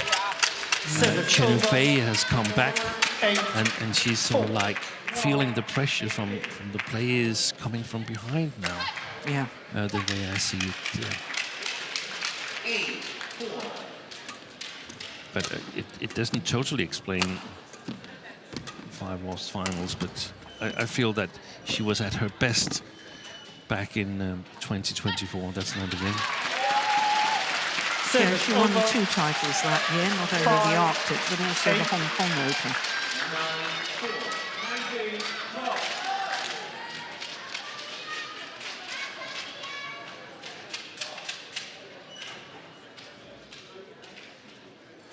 But only 6 titles, I know an awful lot of players, myself included, that would love to have won 6 titles. I would take many days. But from 19 finals, that's not a good record in finals. No. And that's perhaps where that solid base, that solid foundation is perhaps not entirely enough. There's very often going to be one player who has a tournament that goes even better.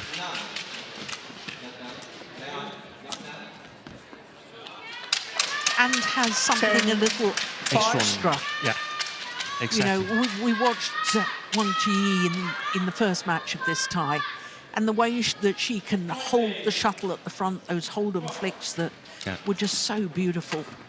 You know, you can say that the style of Han Yue is that if you can't match her foundation, her basic game, then you're in trouble. Yeah. But if you can match it, then Han Yue is in trouble. Yeah. Yeah, that's very well put, very well explained. Because most likely those players that can do that will have extra attacking shots or sharper attacking shots than Han Yue.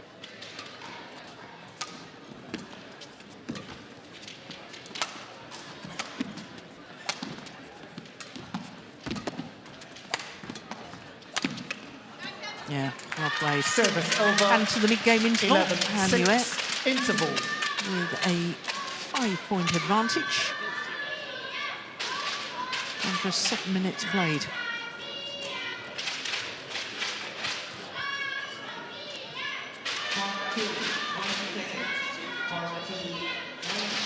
Og så centrerer det nogle gange, fordi hun går bare ud og vinkler den hver gang. Ja. Hvad hedder det? Jeg synes godt, det er nogle gange, når du kommer op i dit første angreb, så måske kan spille nogle angrebsklier ned mod hendes forhold. Også for din round the head. Der slår du nogle rigtig fine klier normalt. Dem kan du godt bruge. Ja, præcis, det er det. Skal lige ned mod hendes forhold, ikke også? For den kan du godt. Og der er plads. Ja, så det der med, når hun kommer frem efter nettet der er det fint, du ligger og vipper den hurtigt over en. Players on court. Mia, du kan godt her. Så. So 11-6 as Mia Blichfeldt returns to court. 6. The advantage with China and Han Yue. Court 3, 20 seconds.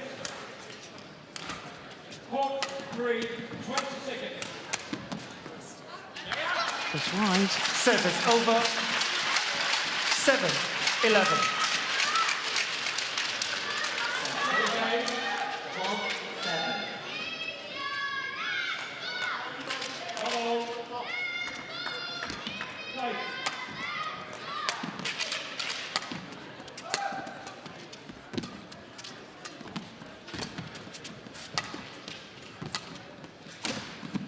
Oh, that's a lovely block from Han Yue.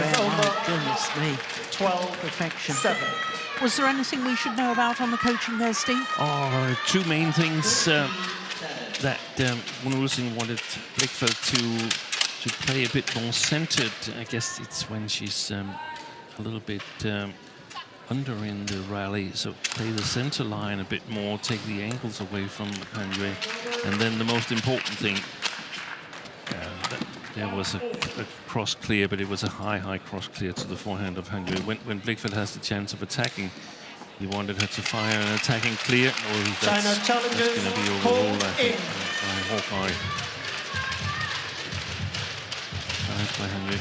No, when Blichfeldt has a chance of attacking, he wanted to fire an extra attacking clear towards the forehand of Han Yue. In the forehand corner, I totally agree. That is the weak side of this lady here. That's where she doesn't have that many options as in the backhand side of the back court.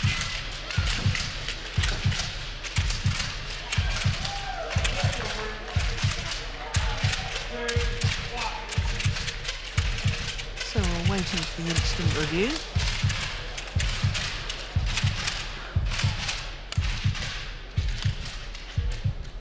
Oh, that is a jolly good challenge. Correction out. That's amazing. 13-7. Play.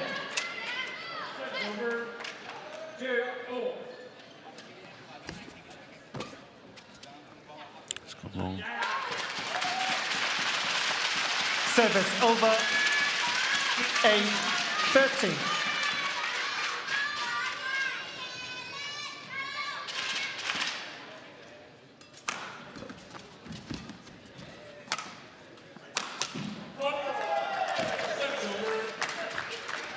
Oh, backhand with full pirouette there.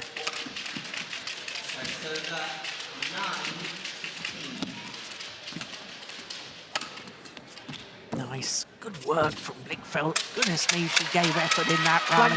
Wipe the clock, please. But in the end, to no avail. She makes very few errors in those situations. Service You've over. got to sort of create your own luck if you're Blichfeldt. Again, a little bit of a strange footwork in the defense there. Thank you.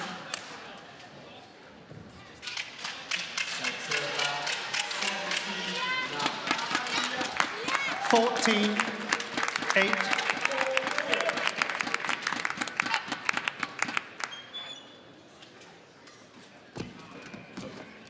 Oh, that's a lovely cross-court net shot. Follows it up with a body smash, hand-wet. 8. And my goodness me, that was class. Look at this, Steve. Yeah. Look at that. Beautiful.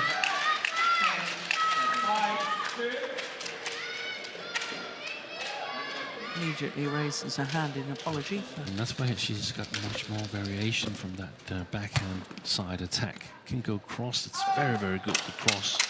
Can also go straight and at the body, and all of them are really good shots.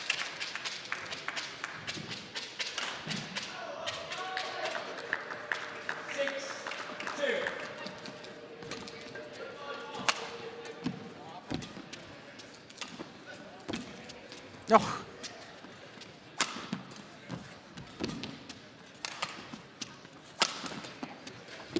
She sort of hopped as she came forward, Blichfeldt.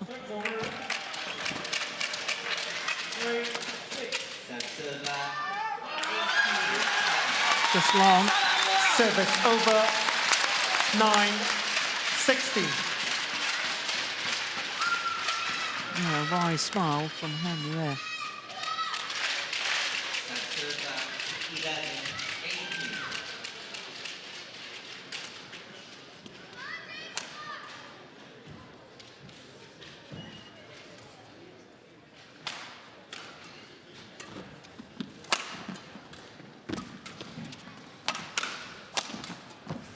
Good shot.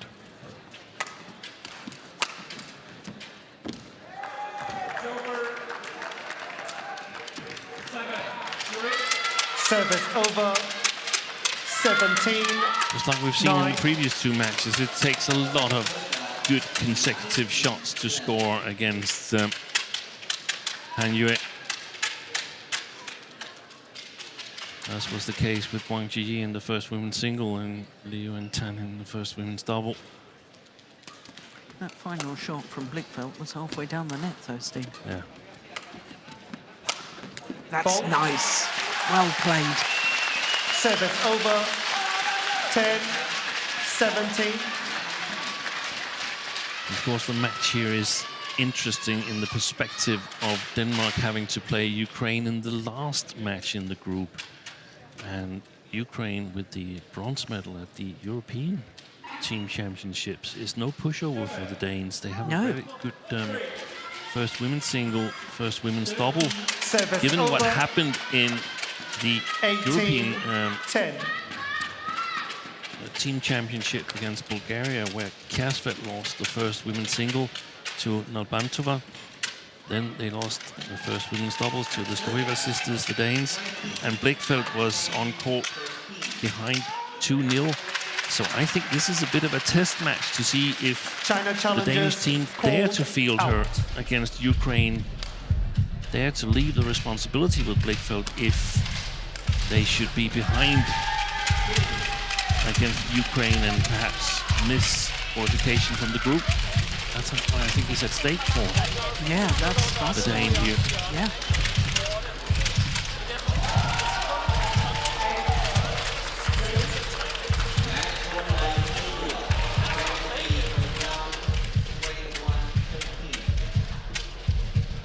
Challenge That's a unsuccessful. most peculiar challenge One from challenge Han Yue. remaining. Service over. 11-18. Play.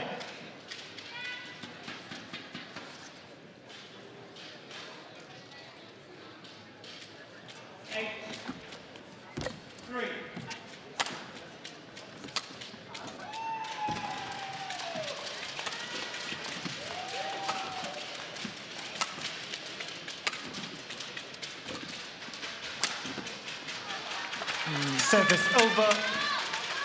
19-11. It's difficult to know, I suppose, when you're on court against a player that's got such a good basic game as you described it as Han Yue. It must go through your mind, how am I going to win the points here? Yes, and that was that smash error, a sign of, and that one as well, in my opinion. Yeah. And it's the opposite way you have to go. You have to stay more patient. Absolutely. Game point opportunities for Han Yue.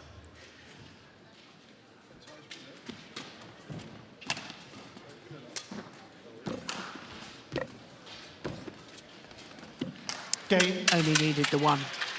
First game won by China, 21-11. Scoreline confirmed by our umpire, 21-11 in 17 minutes. Look at that. Delightful cross-courts. Net shots.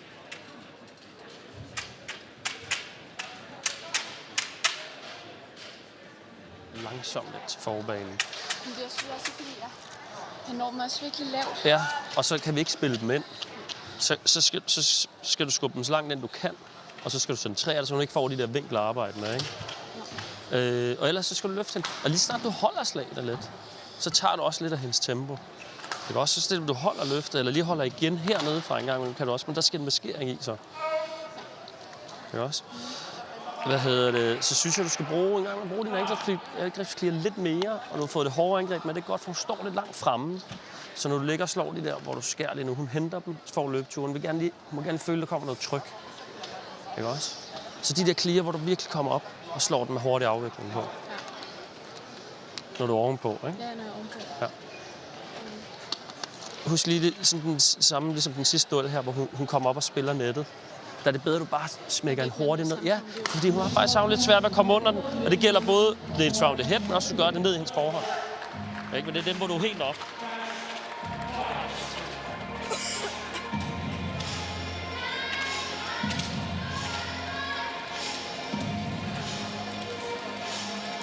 Court 1, 20 seconds. Court 1, 20 seconds. Coach, return to your chair. Players on court.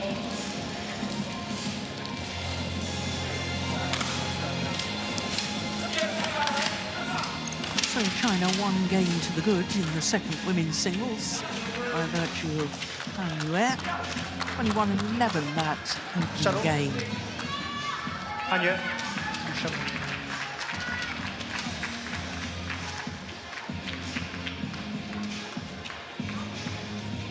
Second game. Level. Play.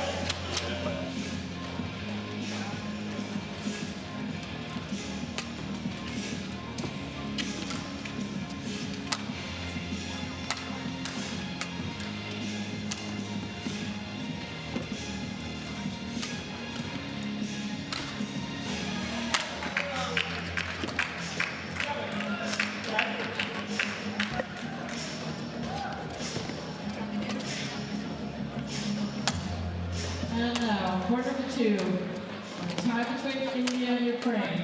Good opening rally to the second game. That's a beauty. Service over. Well, one love.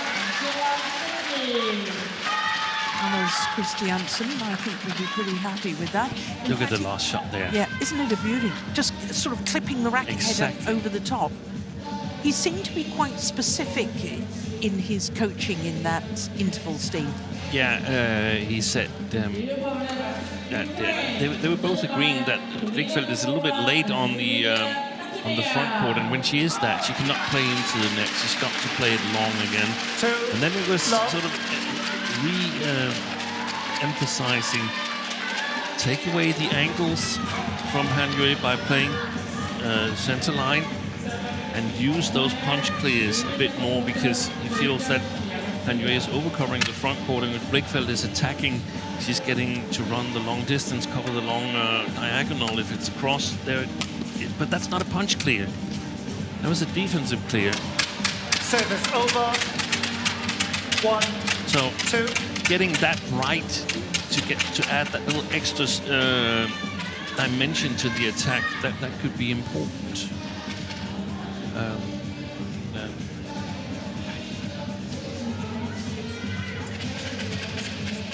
Sorry, I can't hear you. Yeah. She's just asking if she can tie her shoelaces.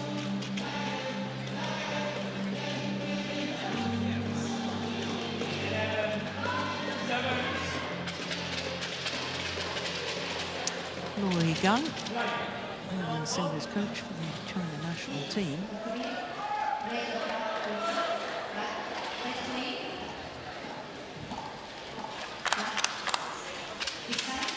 One, two.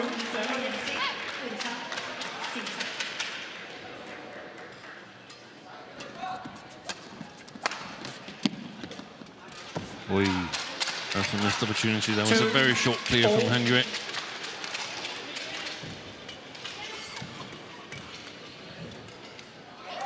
Good save by Han.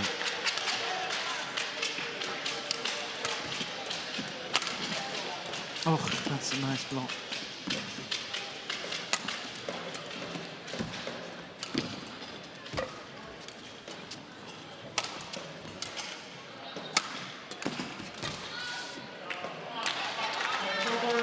Good rally by Hungary. First, the defense on the straight smash from Blichfeldt that she was able to get a little bit cross, and then her own attack there. See Blichfeldt down on her knees. I actually feel that Hungary has a little bit stronger defense from her backhand side, or at least a more creative. She's got a grip that makes it easier to flick it across a little bit from the backhand side. There's not a lot of players where you see that in women's single. Service over. 3, 4.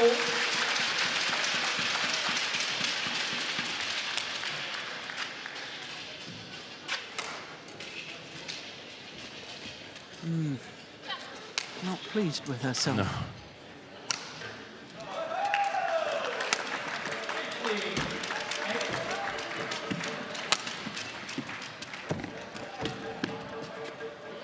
Over. It did go over. 4, 3. Favour. Oh, fortune favours the brave, is what I'm trying to say. Goodness me. Look at that. That was a very odd spin, that shuttle hat. We need to get our professor on that again. Yes. Professor Collet knows everything about shuttles and the physics of the shuttle design and how it's hit, what happens to it, the trajectory. Yeah, well played. Yeah. Service over. 4. Fast-paced rally.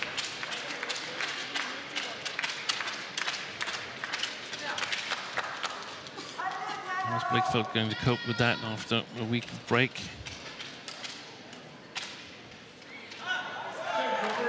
And that week break, was that purely just to try and recover from the European Championships? I don't know. She said she felt she needed a break. That's what she said to the interview. Went too sharp for that one. 5, 4. It's very difficult for an athlete, isn't it? Because, I mean, so much of competing in sport, especially a sport like badminton, you need to be inspired, you need to be fresh, you need to have that belief. And if you're tired from playing the European Championships or something, you won't have that sparkle. So, but as a professional athlete, you know, any other profession, you've got to get up and go to work. You've got to get up and go to work. And this was 3 quick points after that long rally. Yeah. And there was a long rally in the opening of the game where Blichfeldt tied her shoelace afterwards. That's what I noticed as a coach, that, hey, okay, so you're not happy to play on. Is the heart rate a little bit too high? I interpret the break as a needed break. She'd been recovering from injury. She withdrew from the first round of All England, managed to play and get a bronze medal at the Europeans, but I think it's taken its toll on the knees. Yeah. And I think it was a needed break. 4.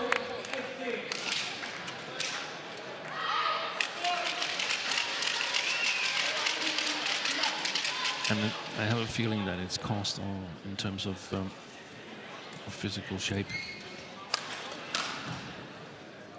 Yeah, it's quite remarkable, isn't it? It takes so long to build up your physical strength. Yeah. And just a week off, and you can lose it remarkably quickly. Exactly. And it's also a tough opposition here because the fast-paced rallies are really fast-paced. If you lower the level of position a little bit, then maybe you're actually okay. So yeah, depends on the pace you're made to move. You have it with the in bicycling. You know, they always bicycle with the pulse meter on, and they know exactly at which heart rate the lactic acid starts building, and they know what heart rate they're going to cross the lactic threshold, and they can no longer follow suit the top of the front of the group of cyclists.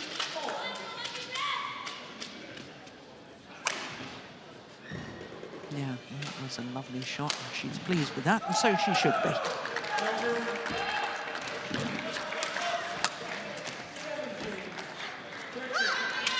Great recovery shot from Service over. And again, a little bit too sharp from Blichfeldt. And this is where it's so important for an athlete that you feel that you have the better stamina than your opponent. That's one of the areas where Victor Axelsen improved his game.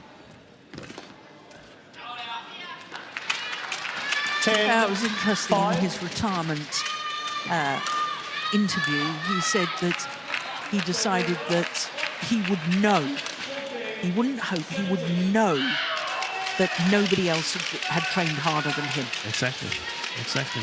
That's why they called him the alien.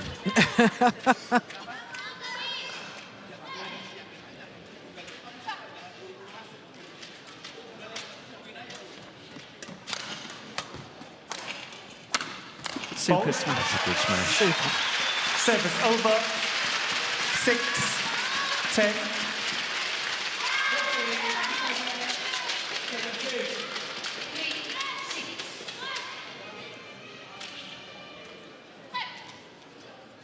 Yeah. Perfect placement.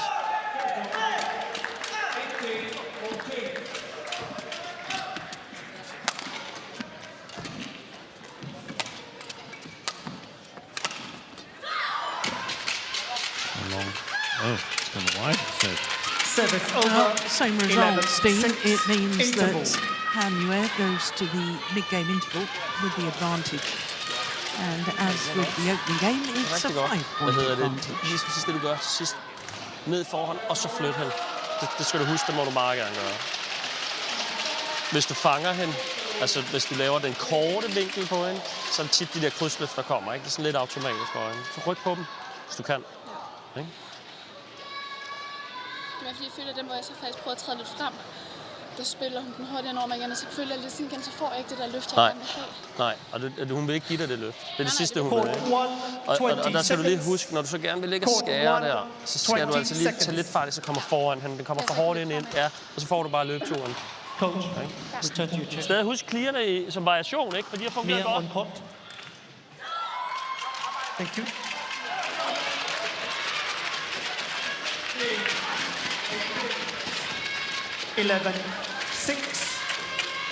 So 11-6, the advantage.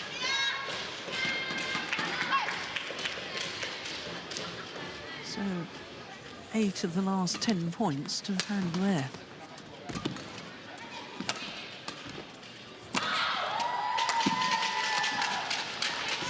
Oh, that's a nice drop. Good quality. That's a good quality. Service over. 7-11. Reasonably satisfied in the Danish camp, and the advice from Rune Olsen was when Blichfeldt is attacking, she needs to slice it a little bit so it stops a little bit in front of Han Yue. Han, good retriever, good defense.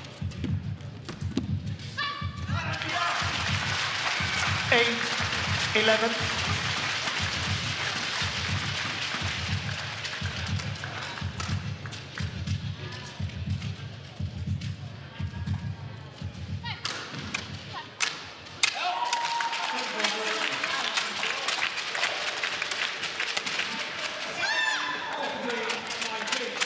Service over.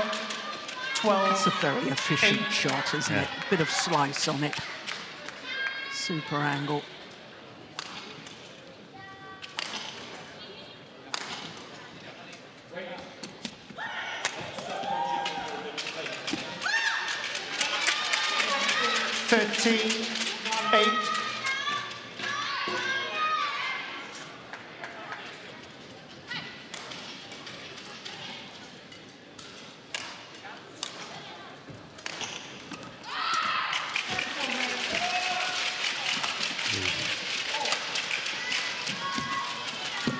Nice.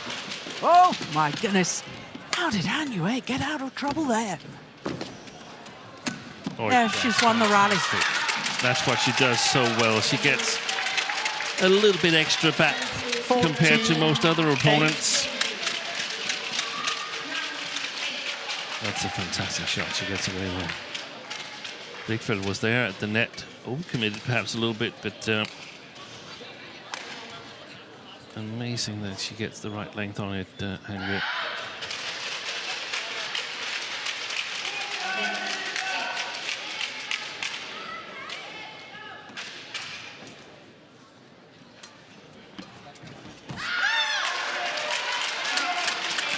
Yeah, she's really pulling away now, Han Yue.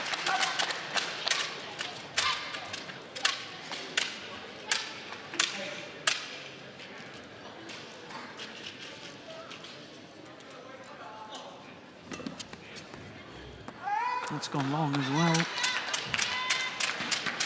16-8. I think after that rally, a couple of rallies ago, where Mia Blichfeldt looked to be in command and didn't win the rally, that may have had a psychological effect.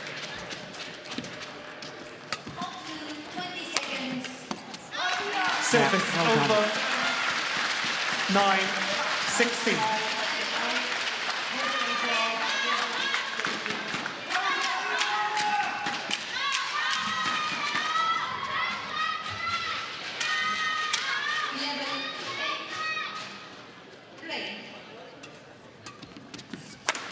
Fault. Yep.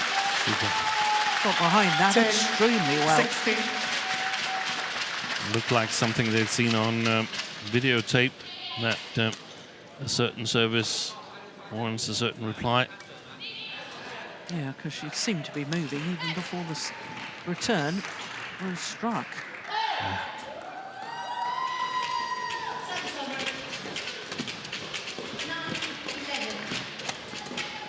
Yeah, that's well played. She took it early in the backhand side, Blichfeldt. 11-16. But shaking her legs there. That one, that's what made the difference.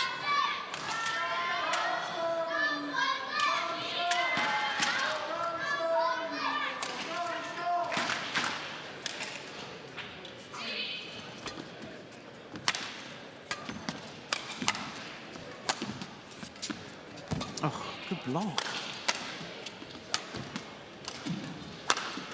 Yeah. Oh, it's just missed. Service over. Right idea, wrong execution. 11. Oh yeah, clearly wide.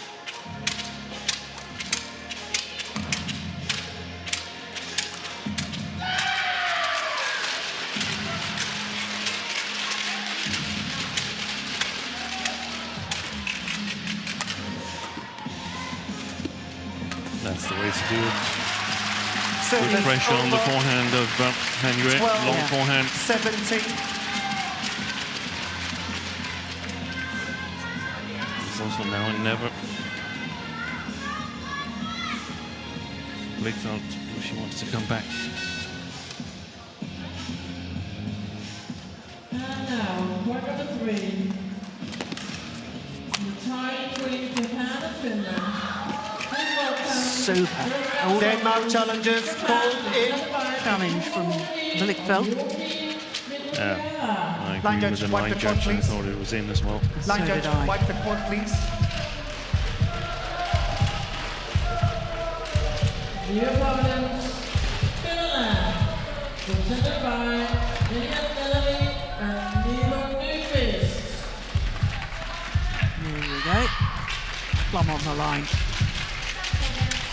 Challenge unsuccessful. One challenge remaining. Service over.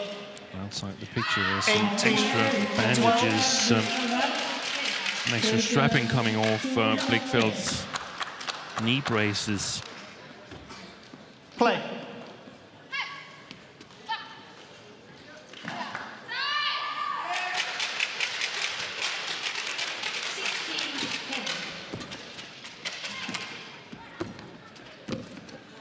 Very good play. That's a beautiful cross-court net shot. Played to perfection. 18. Yeah, you don't get any better than that.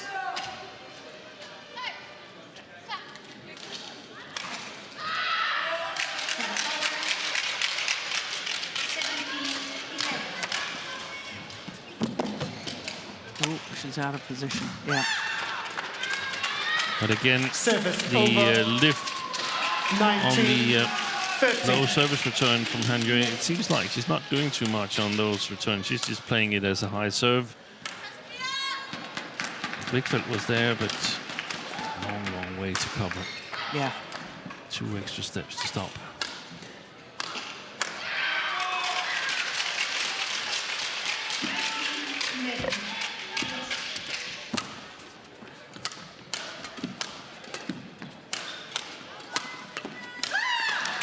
Well, to get a racket to it because Han Yue match point was smashing 13. from barely half court. Match point opportunities, which would give China an unassailable lead and a 3-love within the tie.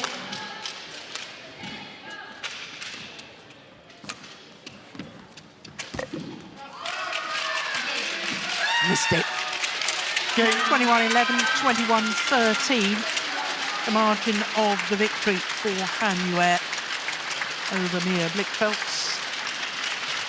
Just under 40 minutes. And that does mean Match that won by China has won the tie. 21-11, 3 matches played and 21-13. 3 matches won by China so far.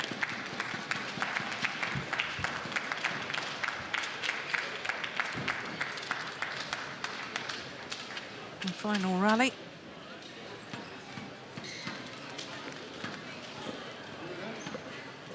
And well wide of the singles court. That's a nice moment as the players shook hands. Big smile from Blichfeldt to congratulate her opponent. Good sportsmanship, I always love to see that. Yeah, and she's even sharing a moment with Yu Gun. 21-11, 21-13 in 39 minutes. And Han Yue gives China the win in the tie. But we do play the remaining matches within this tie. Next up is women's doubles at Xia Yifan and Chang Chuxian up against Karlstrom and Pilgaard for Denmark.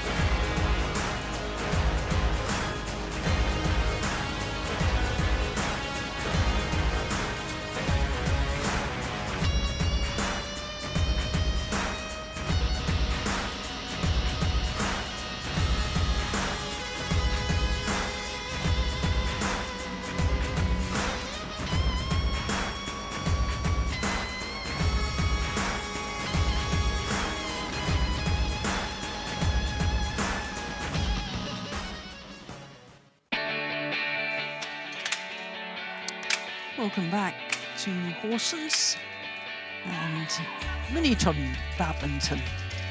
Isn't that great to get the kids involved? I didn't even know what badminton was when I was their age, you know. The daffodils in springtime. Women's doubles coming up next. The second women's doubles, and Zhi Yi and Zhang Shuxian up against the Danes. A scratch pairing of Blichfeldt and Pilgor. Five for China, Denmark. Please welcome the second women's double. China, presented by Zhi Yi and Zhang.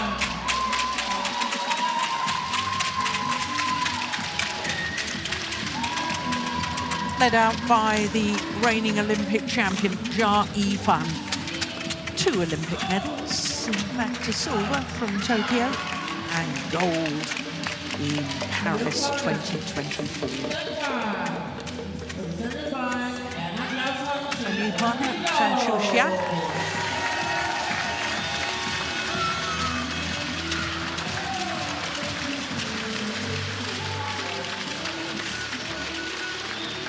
So for the Danes,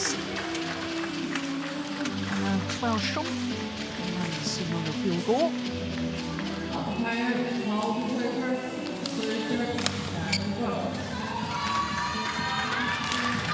And as I was saying, a scratch pairing for Denmark. Both of their women's doubles pairs, not regular partnerships, which Steen was alluding to earlier, saying it's not a transition period, it's a rebuilding period in women's doubles as far as Denmark is concerned. So this is the first ever meeting between these two pairs. That's understandable, as the Danes aren't a regular partnership. That side. Anna to serve, Dia to receive. Have a good match. Blichfeldt is the left-hander of the two Danes. Pilgor is a very tall athlete, about 5'11".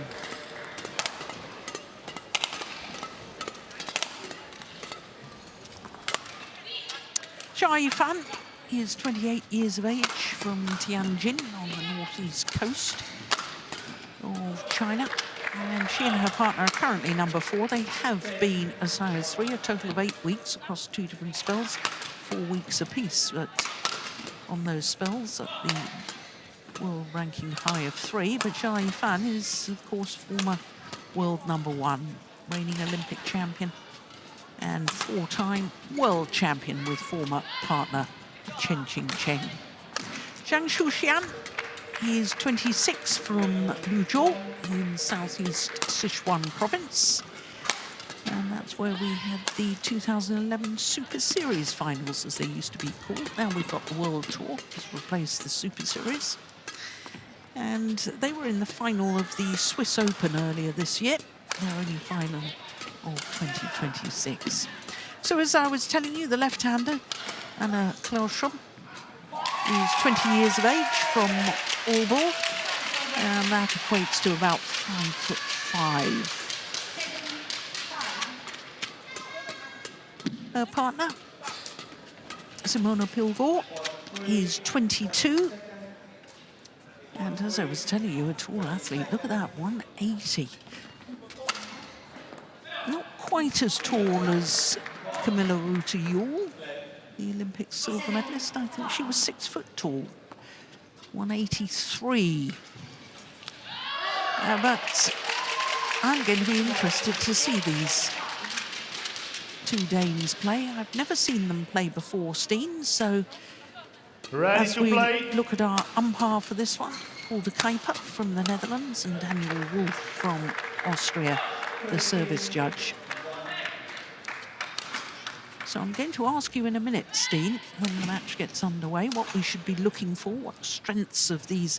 I'm not going to ask you about the strengths of the pair, because they're not a pair. Nobody's seen them play together before.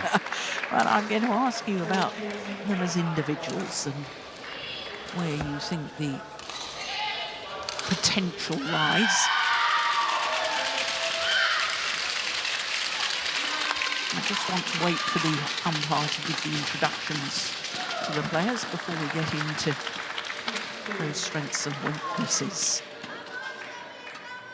Hopefully it'll only be strengths. Yeah.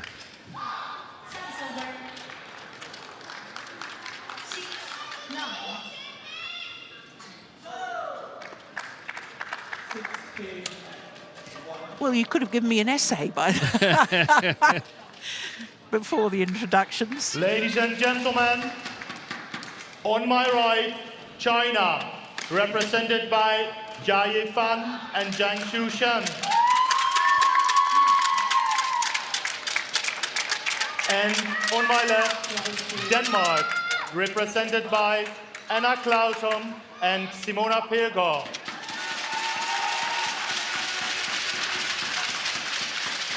Denmark to serve, Anna Clausholm to Jia Yifan. Love all. Play. So the second women's doubles, the fourth match of the tie, gets underway. Both pairs of left and a right-hander. Oh, that's gone wide. So now it's your big moment, Steve. Yeah. Serve is over. Well, the truth is, as I mentioned, it was a rebuilding period, so I don't know them too well either. I've only seen them play a few times, but they played each other in the final of the Danish National Championship, where eventually Simona Pilgaard and her partner, Signe Schultz, came out on top. But it was a very, very good match, and obviously Pilgaard, tall lady, and the attack and the reach that she has is something that I feel the Danes can build on. As I said in the previous women's double, they're going to be challenged. They're going to be in over their head in this match here, but that's not the most important thing for the Danes currently. Here is Amalie Schultz, and she's the twin sister of Simona Pilgaard's regular partner, Signe Schultz. So 3-1. Anders Christiansen, he's been in a tough position explaining to one part of the Danish national champions why she's not selected for this Super Cup here. Well, it begs the question, Steve. Service over. You know, 2-3. if the selection of these players and them selected as pairs within this campaign, if the coach believes those are the best partnerships, then why are they not playing? Why are they not playing together? That's the problem, explaining that. But I think he did it very well, at least to me. Anders Christiansen saying that, you know, players grow at different times, and right now I feel that this is the best individual players. But that doesn't mean that they've given up on the others. On the contrary, but they just realized that the players grow at different times and at different rates. And for Clausholm, the left-hander, she's normally very creative, reads the game really well, and not afraid of taking chances. So we might see some extraordinary moves towards the front court, some big misses as well, because that goes along with taking chances, that you sometimes read the game incorrectly. And of course, she's having a much tougher time here because the opponents are so strong. So there's, I mean, it's a complete mismatch. Think about, I thought about it when I heard the umpire announce the service Clausholm to Jia Yifan. And I was thinking, hey, I think Anna Clausholm, she was watching from home when Jia Yifan, she won the Olympics, and now she's playing her. Yeah. The thing is, she's only joined the national team this January. So the sort of life practice, the amount of life practice for these two players is perhaps is not enough at the moment. And you can also see it when you look at them. There's a total lack of strapping on the two Danish players. That's not a good sign. You've got to ask yourself, are we trying hard enough if we have no strappings on? 7. Your logic, Steve. Actually, I think it's perfectly logic. Simona.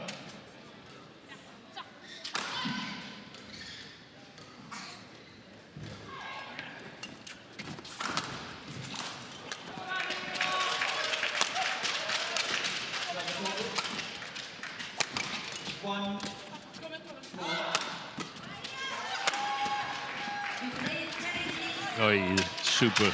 8-3. This guy's drop shot from Jia Fan. Thinking about the point you were making that Anders Christiansen and his theory that players grow at different rates, and we're not talking about physically, we're talking about growing in the development Playing strength, yeah. of playing strength. I think that's something the Koreans have done extremely well over the years. Do you remember for the Rio Olympics, Lee So-hee and Shin Seung-chan were split. They were the same age. They'd won 2 World Junior Championships together. They were split. They were put with different partners. We were at a tournament when they were told that they were going to be split. Yeah. Then they become 2 different, very good pairs in the world, and then they got back together again. Yeah. So, exactly. you know, it's not the end of the road for some players who haven't been selected. This is just. And you get, I understand it completely. you get different responsibilities. You must be ready quicker. Yeah. Ulde Kuiper. Oh, umpire from the Netherlands. And he's quite right.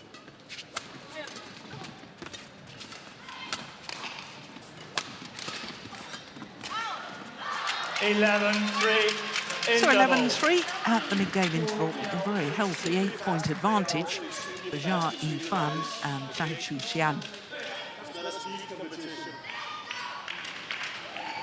Okay, prøv at høre. Der er faktisk rigtig mange fine idéer i det, ikke? Der er rigtig mange fine idéer.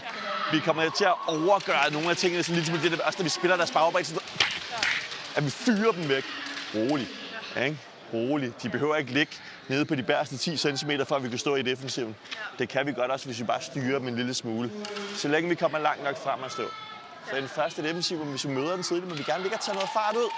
Ja, så vi ikke ja, men det kræver, at vi kommer lidt frem i defensiven. Så hvis de er lidt nede, så kan vi ikke ligge og dække bagbane hele tiden. Vi skal frem i den mellembane. Ja? Okay? Ja?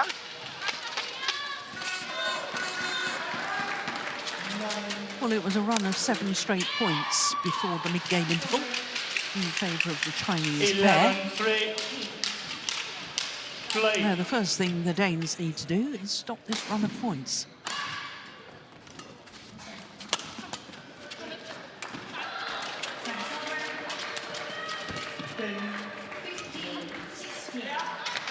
Service over. Coach Anders Christiansen, he tried to stop the points by suggesting to the umpire that the Chinese were playing too fast, that they were getting ready too quick. And after that, he told his players, calm down, calm down. Service over. He seemed to be very close to the red area himself.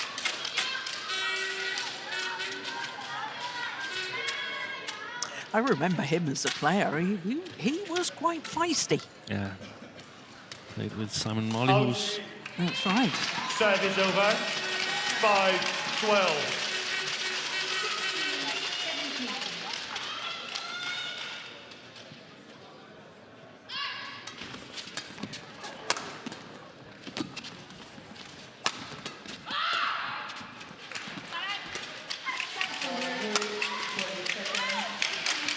Service over. 13-5.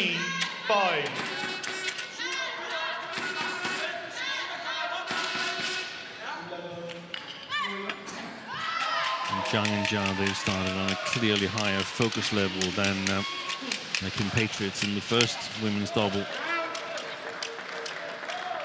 14-5. Well, yesterday, of course, they did play first women's doubles, didn't they? They did. The Asian champions, second. Yeah, that's not a bad lineup. 15-5. Asian champions are are actually your third-ranked women's doubles pair. We're lucky to get selected. They've also been split. Yes. Lu Xiumin and Li Jing.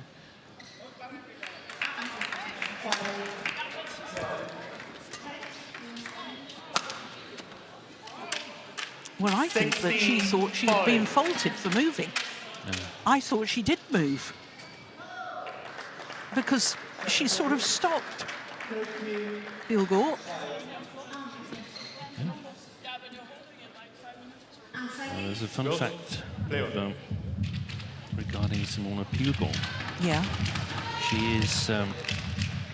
She's been national champion in 2 different countries.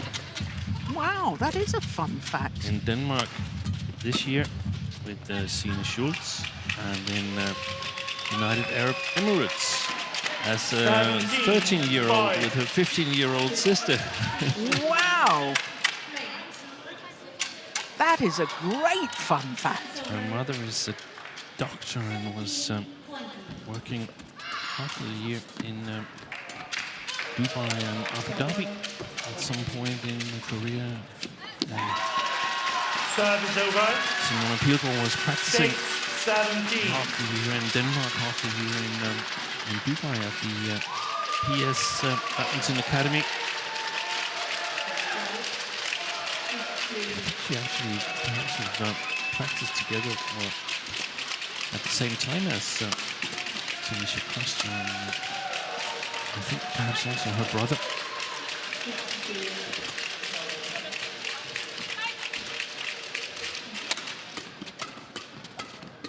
Oh, that's good play from Service Jai over. Fan. 18-6.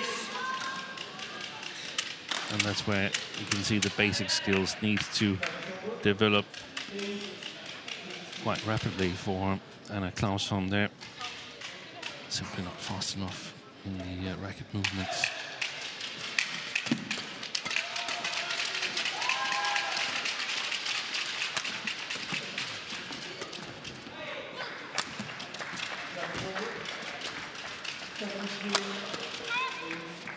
Oh, that's well in.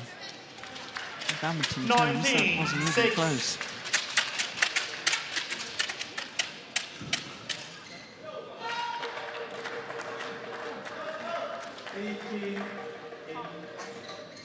It's a super defensive shot, though, from Jai Fan, isn't it? That's well long, and it is game point opportunities for China. 6.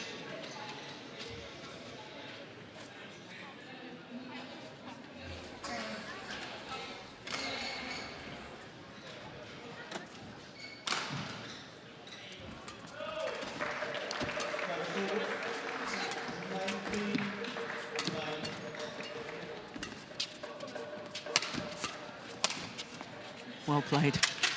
Opening game 21-6 in favour of Jai Fan and Zhang Shuxian. 21-6. Just 12 minutes for that opening game.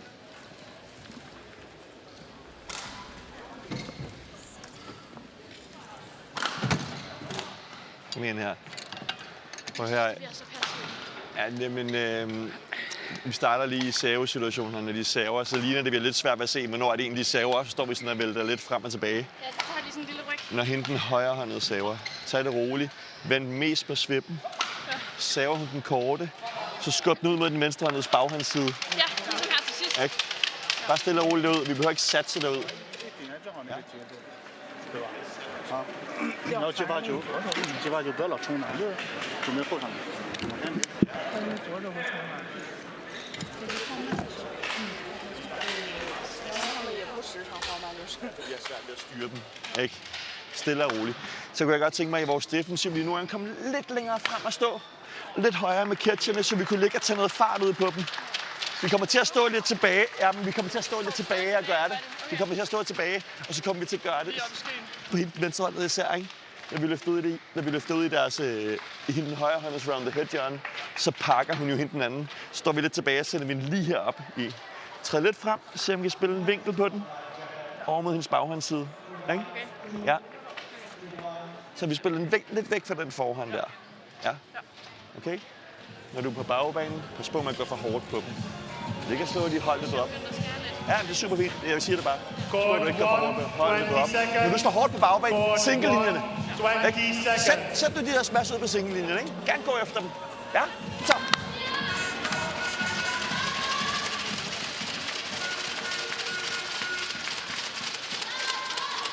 Second game. Level. Play. So 1 game to the good, Jia Yifan and Zhang Xuxian against Hugo and Klaus.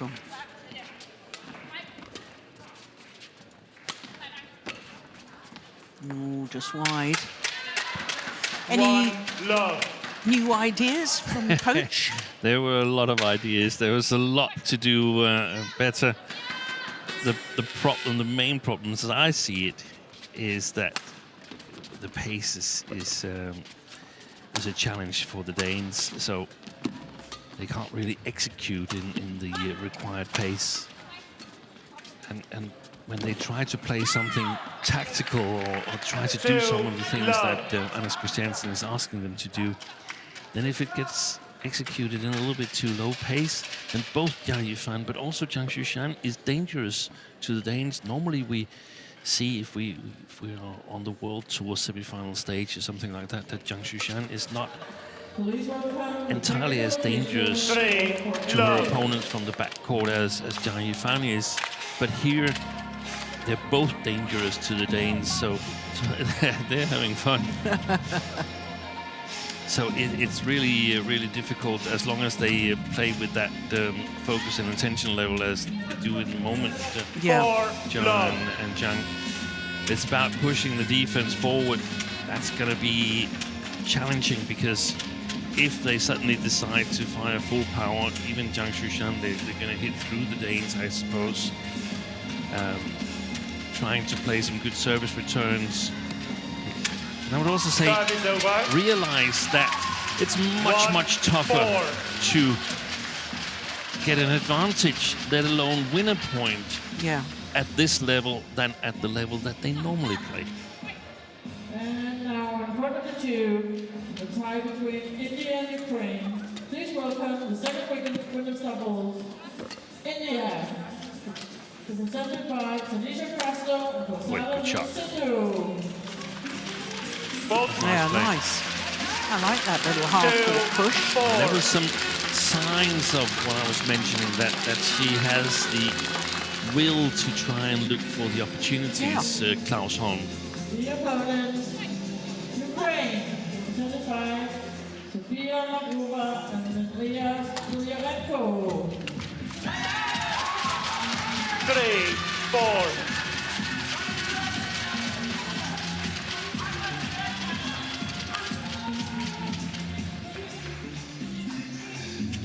Okay, play on. Play on.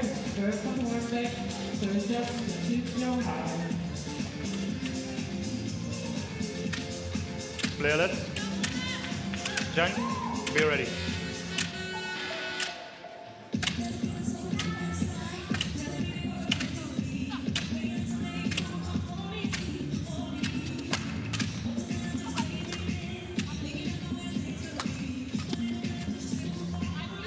That's well left.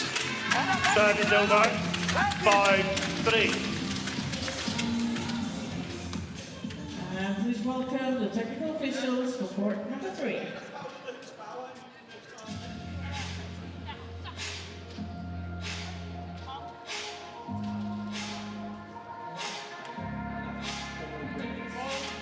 Service fault call. Too high. Service over. Too high. 4-5. On Zhang Xuxian. All of the shuttle has been struck below the 1.15 metre mark. That's a good serve, I like that. Oh my goodness, wheel spin. Service over. Double wheel spin. 6-4. Yeah, well, the court will definitely need to be mopped there. She tried to push forward. Look how her feet just slipped from underneath her. Look, left leg. Thank you. Japan, represented by Takuma Nomura and Yuichi Shimogami. In all honesty, their defensive stances were a little deep anyway, but... And at the receive. You know the defensive stance is a little deep when the umpire asks you to get back on court.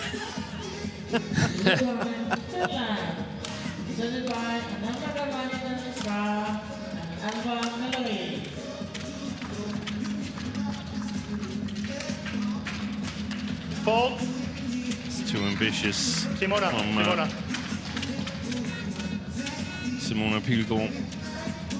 Wants to do a little bit too much also in defense.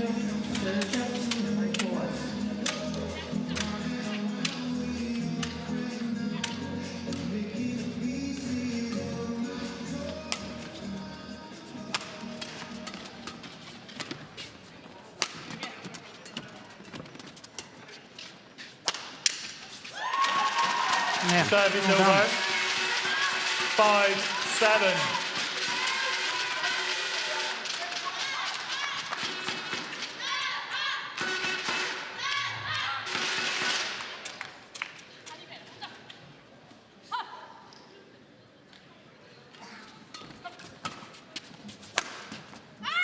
Oh, I'd challenge that. I agree with the line judge. Do you? Yeah. Jia Fan waving. No, they're not challenging. Zhang, then don't shout before the line. Clear it. Well, it's the second time she's not been ready.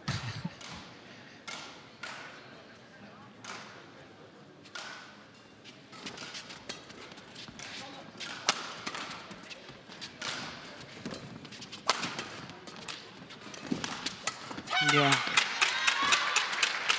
Service over.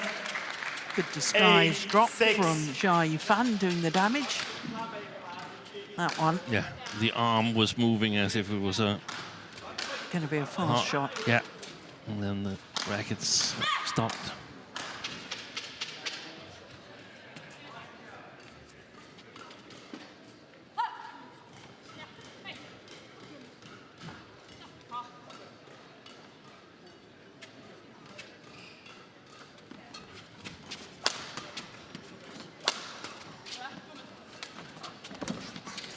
It's another beautiful drop, isn't it, from Jia Fan? 9-6. And that works perfect together. The powerful smash and the ability to play the disguised drop shot, because the powerful smash forces the Danes to sort of stand back in the defense.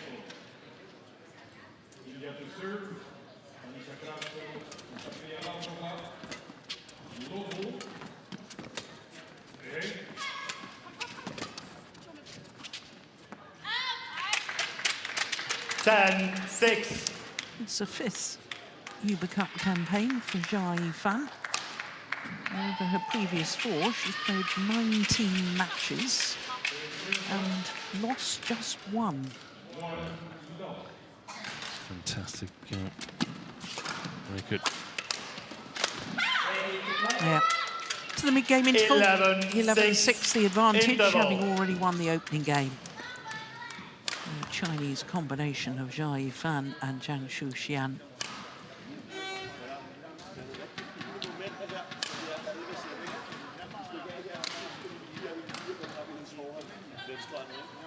Vi er nødt til hele tiden at være opmærksom på det. Også når vi træder fremad, så ikke ind i hendes forhånd. Der drej den lidt, ja. Ja, eller også lige gå ind i den nogle gange, vi står bare. Ja. Men prøv, det er vigtigt også, når du træder frem, men det er så foran hende i hvert fald. Så ikke nogen, vi skubber den derind. Nej, hun dækker den. Over med hendes baghånd. Også hvis hende den højre, igen, hvis hende den højre er på bagbanen. Court 1, 20 seconds. Court 1, 20 seconds.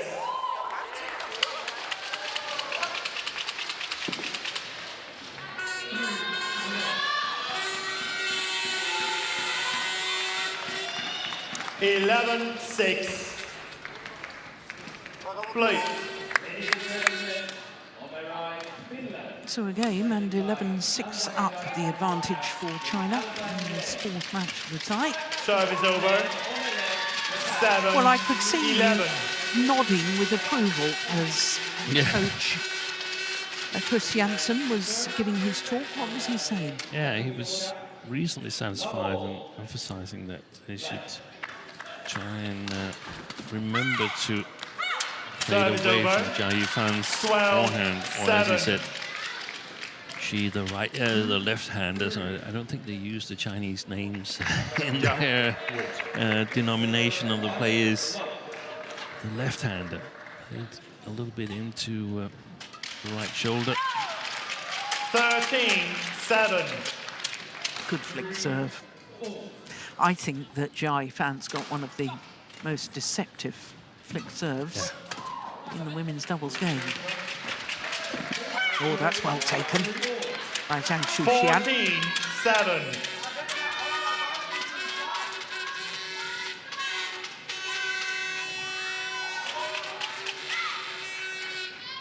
Clear it.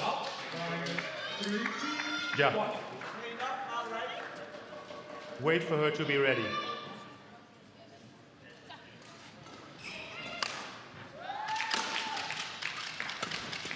Three flick serves in a row. Yeah. Serve is over. 8-14. Well, if it's working for you, why don't you persist with it until it doesn't work? Exactly.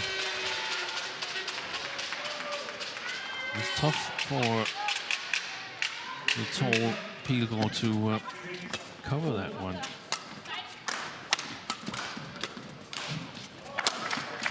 Oh, that's a super smash. Serve is over. 15-8. Lots of difference on those two smashes. Pilgaard's smash required a lot of arm movement and became very flat. Zhang Shuxian's quicker and steeper.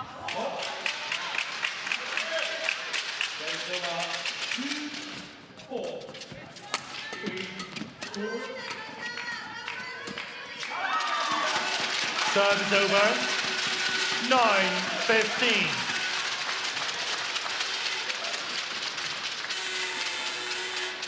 Well, I have to say, Steen, both the Danish women's doubles pairs have done much better in the second game. And, you know, the fact that they're getting opportunities to play together in these new partnerships seem improving even within a match. Yeah, they're getting a little bit extra used to the pace for Simona Pilgaard. Serve is over. 16-9. Playing with a right-hander here. She's playing with Klaus Holm, and it's obviously a little bit different from being two right-handers. That's a nice return. Serve is over. 10-16. Did well on the flick serve the last time, so really nice that she focused on taking the low early.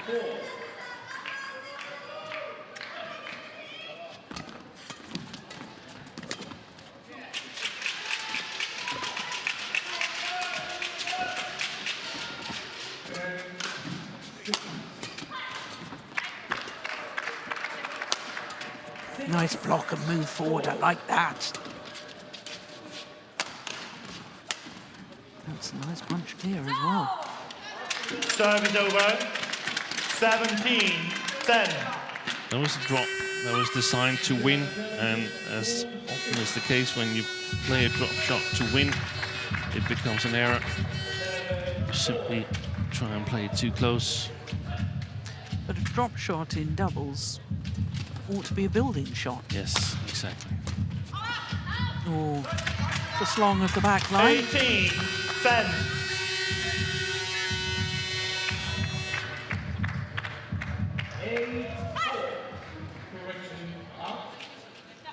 Did well to get out of the way of that, didn't she? Service fault call. Too Second high. time she's been faulted Service for too over. high. Zhang Shuxian. 11-18.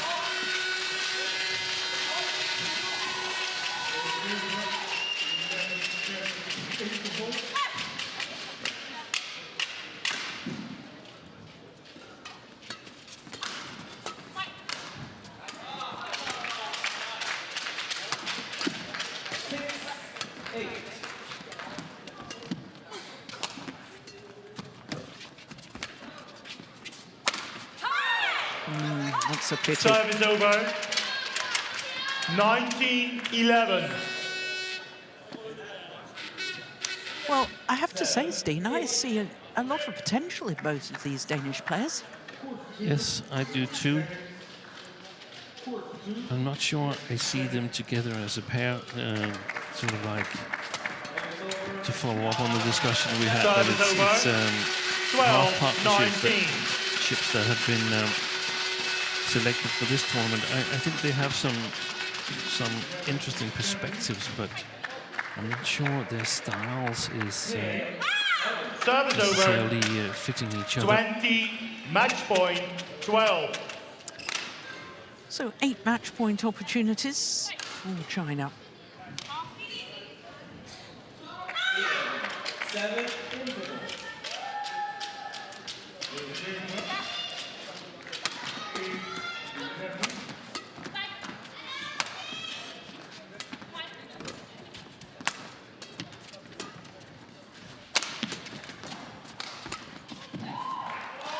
Well left.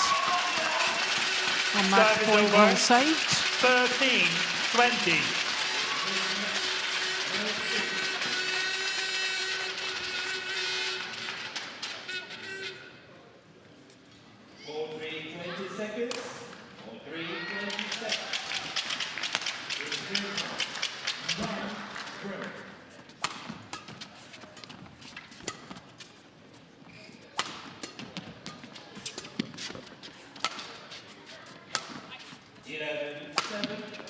Game.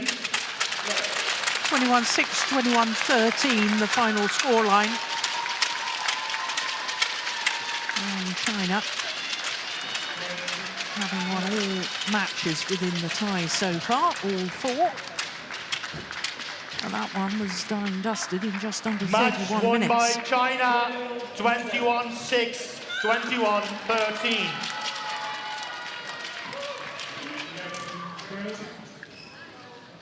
Well, hopefully it's been a great learning experience for Pilgaard and Beltram.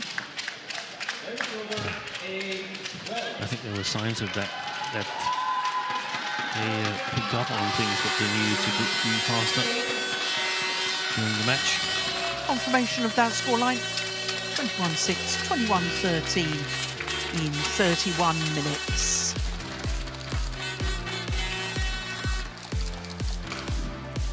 So they take leave of centre stage, and we look forward to our last match in this Group A tie, the 3rd women's singles.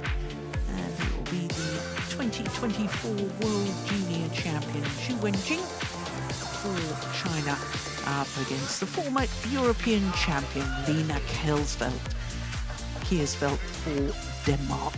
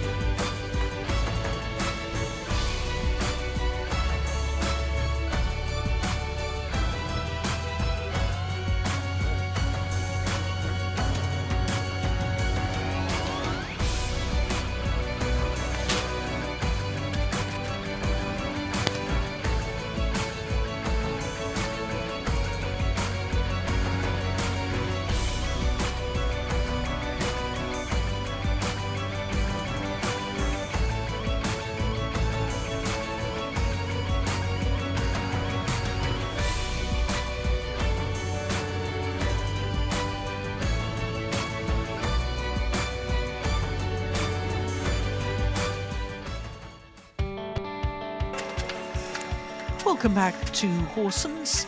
The sun has set outside.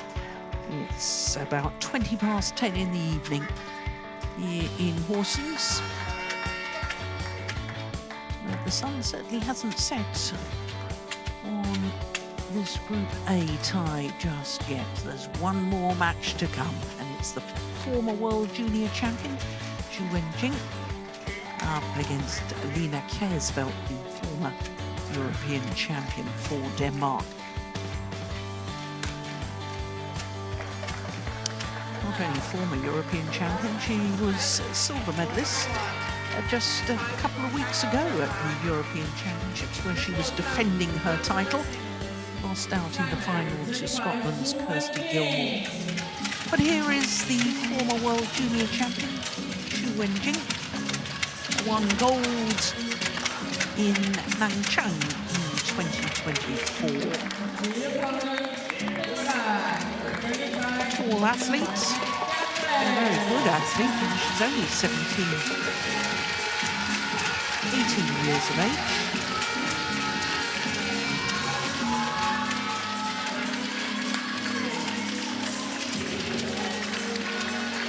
Well, Lena Kjærsfeldt achieved a record yesterday, and she played against India because, along with Ratchanok Intanon, she's become the most participated in UBA Cup competitions over the years. It's her 8th campaign, as indeed it is for Ratchanok Intanon. Only Let's have a toss. one player Red has been or black? in more Thomas or UBA Cups, and that's Lin Dan. He competed in 9. Your choice? Receive. Which side? And that side you serve. So Xu Wenjing chooses to receive. I think Lena Kjærsfeldt perhaps thinks it's her birthday.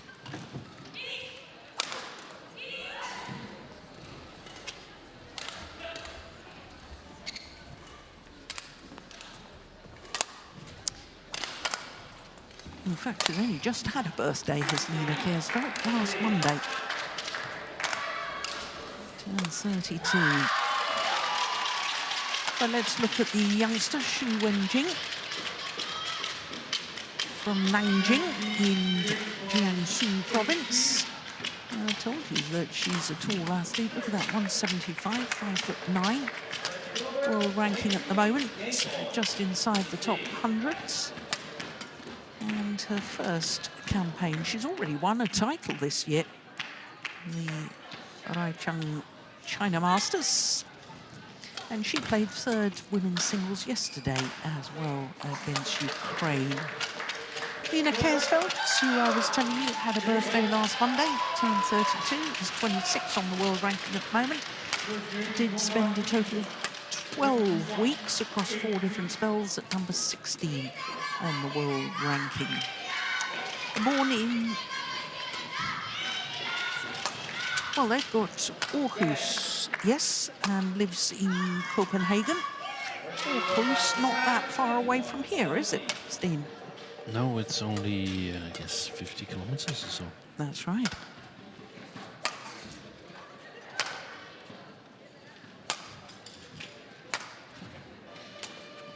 We're south of Aarhus. Yeah. So our court officials from Latvia and New Zealand.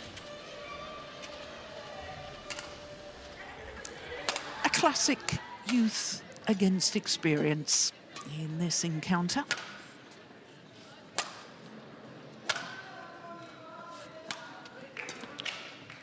Ready to play?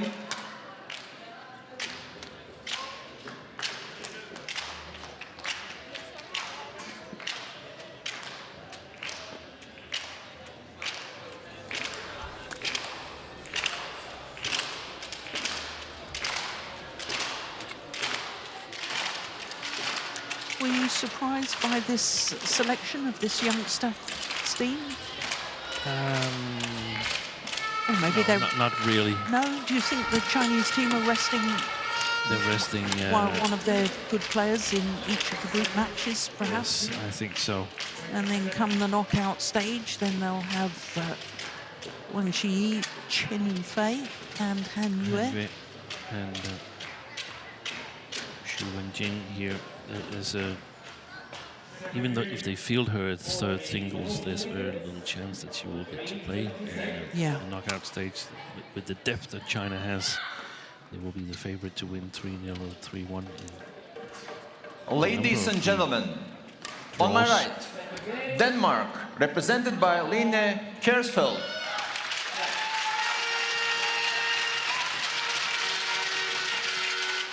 And on my left, China, represented by Wu Shengjing. Denmark to serve, love all, play. So the fifth match of this Group A tie gets underway. Line Kjærsfeldt, European champion in 2025. In this very arena. Oi. Service over. Oh, yeah. Shoot. Oh, my heart missed a beat there, Steen.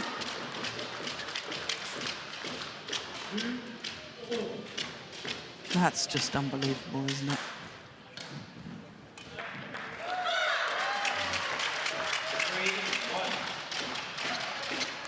Thank you. She just paused a little bit before she got up, and I was very afraid there that... For the knees? Yes. Wait. We're just having to wait for the court attendant who's doubling up as a line judge.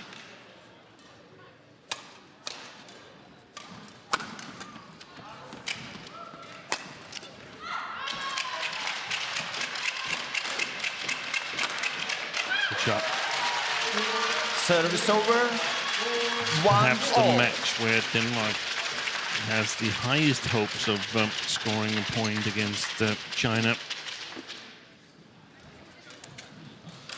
Thought Kjærsfeldt played really nice yesterday against Nati Huda from India in a pressure position.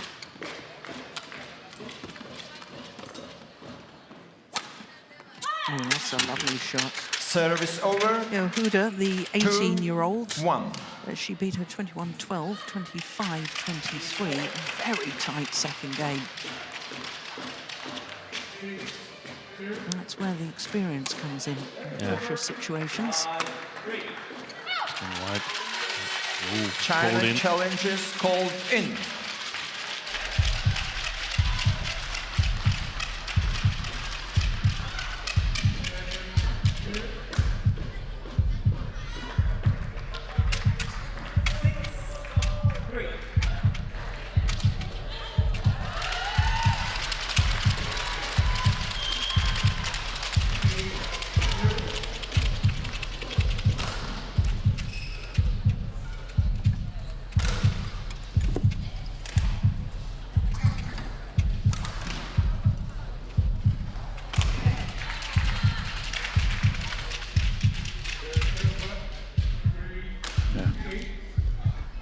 Correction, out. 3-1. Play. 4-6.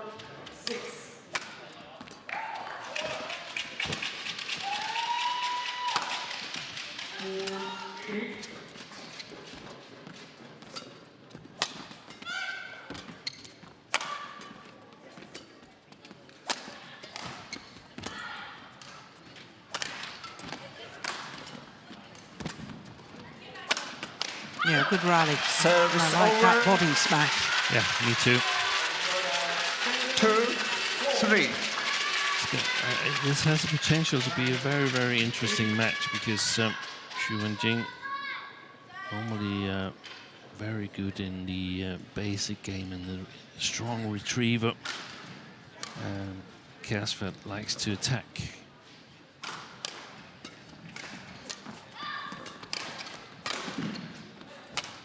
And have Xu as little favorite. In my opinion, I think she has the opportunity to change her game plan and play a little bit more attacking. Service over. This match, 4-2. from the Danish perspective, also has some implications in terms of team selection for the crucial team match against Ukraine. Yeah. But I don't think we should be fooled by Xu Wenjing's world ranking. No. She's only exactly. got 5 tournaments towards that world ranking. You don't get anything like a realistic ranking until you've played at least 10. That's a super smash. Service over. 3-4. But I like the physique of Xu Wenjing. You know, a tall athlete. She's well, she probably could make her legs a little stronger yet. She's still covering the court well. Beautiful movement, yes. Lovely racket skills. Good technical skills. Yep. There's a lot to like. Didn't win the World Juniors last year, though. 5-3. To Yasuno Watanabe from Japan. Incidentally, Watanabe is in Europe. She's playing the Finnish Future Series this weekend here and has moved to the final. I'm wondering if the Japanese team are bringing her here as a prospect, even though she can't play. That would be a strong signal to send. Absolutely. 4-5.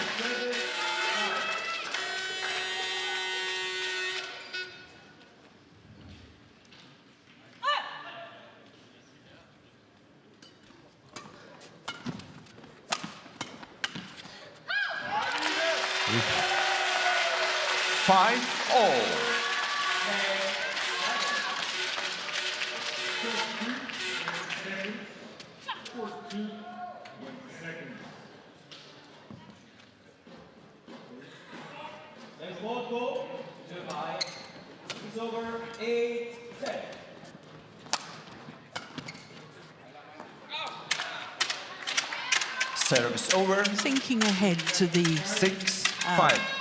crucial match against Ukraine on Monday. You know, okay, we're only Saturday, so there's a rest day tomorrow. Exactly. For the Danish players, as indeed there is for the China players. But, you know, part of me sort of thinks, well, do you want to be in an hour and a half battle here in this match? When you could be resting the crucial player come Monday. That's right. I think the answer is yes, because that would boost the confidence and you would play at a high level. You would get high level sparring, so to speak. Probably wrong to call it sparring, but high level exposure. 7-6.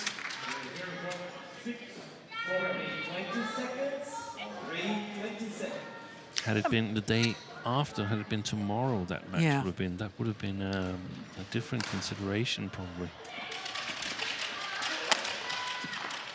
Service over. 7-all.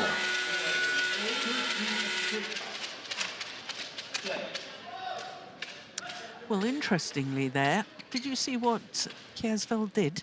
She asked to towel down. She actually changed her racket as well. Did she? No broken string, but she changed which racket she was going to use. Wow. See, eagle-eyed Jill. Yeah.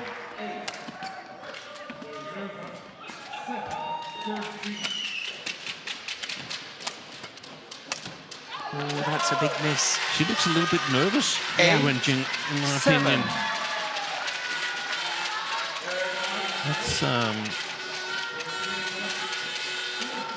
That's something to think about. It's a little bit odd. I wouldn't think she would be nervous if the team is leading 4-0, but we also have to consider that there's probably quite some competition within the Chinese women's singles team. She wasn't an obvious selection here. They could have selected Gao Fengji. Didn't, and Gao Fengji retired. Well, that's probably why she didn't. They weren't selected because she announced that the Badminton Asia Championships in Ningbo was going to be her last ever event. Yeah.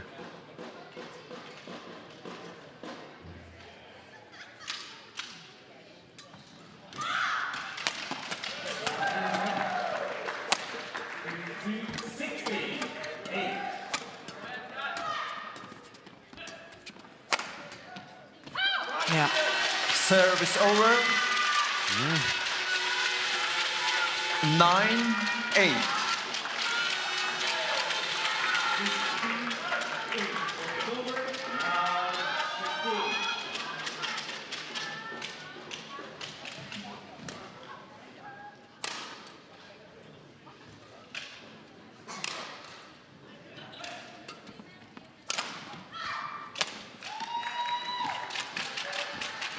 Oh, that's a lovely shot. So is that. Oi, fantastic retrieval. In So the end, not enough. 9-all. Roy Gang like that one. So you should. That's amazing retrieving. Line. So is that one. Oh, look, she's down on her knees. She can't get up in time.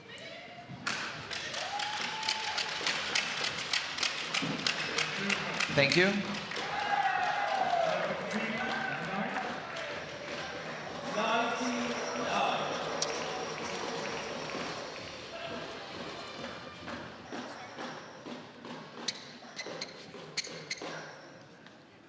Nine all.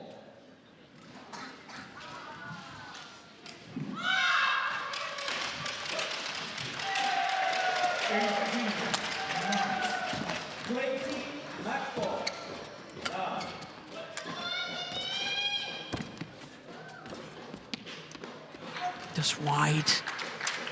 10-9. It's interesting. I mean, we've already talked about the movement of this lady we're looking at, Zhu Wenjing. But I'm watching the movement as well of Christophersen, and the whole time she's having to change direction. Yes. She's trying to anticipate, but getting it wrong most of the time. And again there. Yeah. Do you see that? She's not reading. Intervals. No. Yeah. And physically, it's so much more difficult to change direction the whole time. Well, the advantage at mid-game interval is with China. It's a 2-point advantage. Ja, okay. Kan du høre? Når hun ligger og presser dig hernede i den varme hæt, ikke også? Så kan du ikke spille lige hele tiden på dem. Jeg er nødt til nogle gange.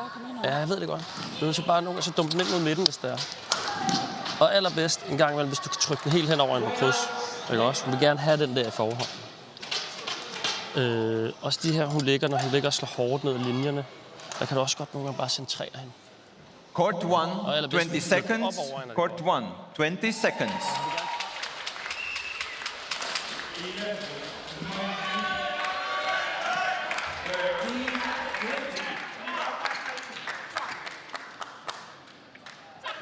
(11-9). Play.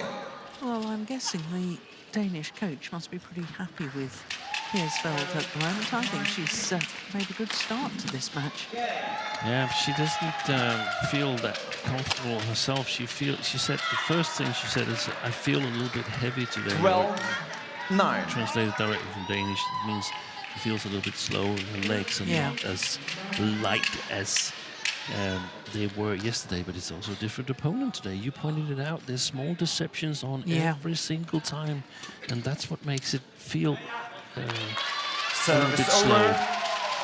10. I don't think she's. I actually think she's improved her footwork, and I don't see her as particularly slow here in the first part of the game.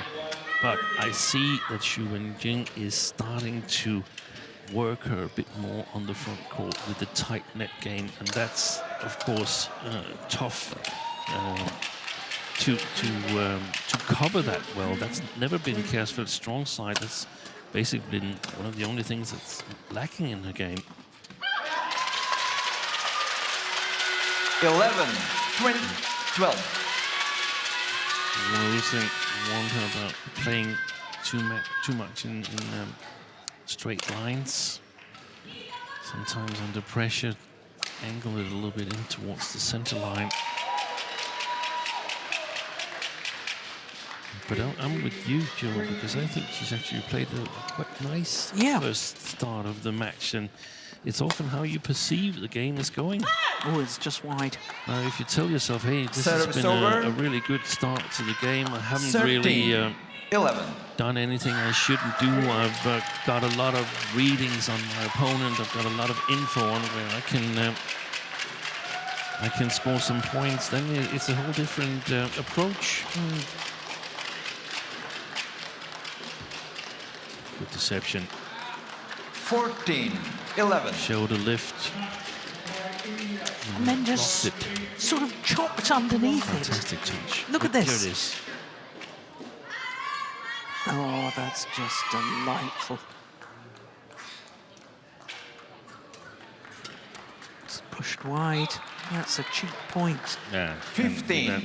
4-point cushion, that could be absolutely crucial. If you think of the percentages, the chances of winning the first game at the 11-9, wasn't it 11-9 at the interval? 16-11. Those percentages have dropped significantly for Christophersen and increased for Xu Wenjing.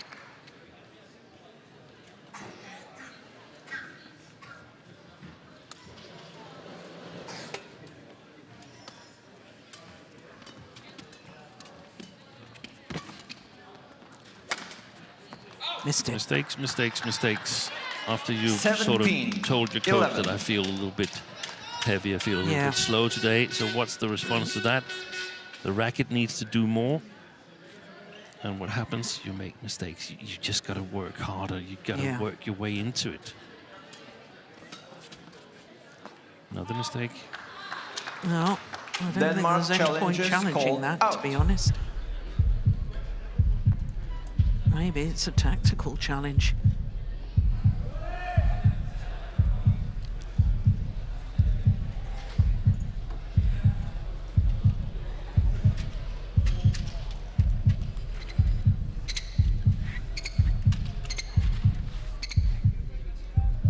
Yeah, it must have been a tactical challenge. Challenge unsuccessful. One challenge remaining. No. 18-11. Play. There's a commercial for American football where a deep American voice says, "This game is a struggle." And that's exactly what women's single is about. Men's single is the same. It's a struggle.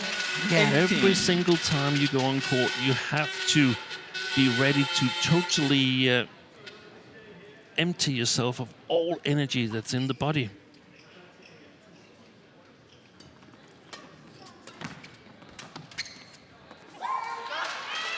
Yeah, it's interesting. I did some work once with the British Olympic rowing team. Yeah. And they were telling me rowing is all about pain management. Because they said, you know, every time you go in a race, it's going to hurt like billy-o. Yeah.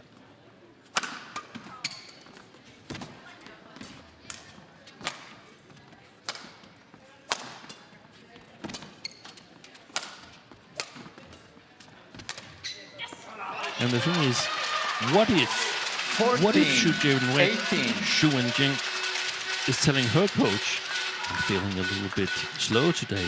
Yeah. So it's sort of like a game of chicken. Who breaks away first? Yeah. You've got to stay in it. And the thing is, you know, like the rowers, you've got to go on to court knowing this is going to be physically hard. It's going to be physically It's going to hurt today. And it's going to hurt after you finish the match. It's going to hurt a little bit tomorrow. Yeah.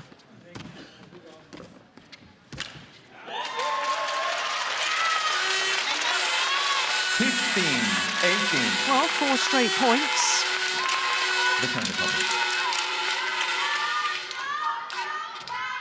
15-18. Got the net caught.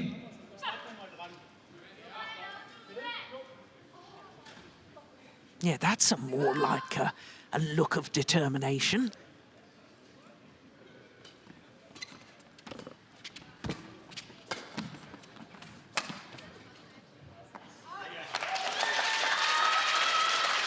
China challenges called out.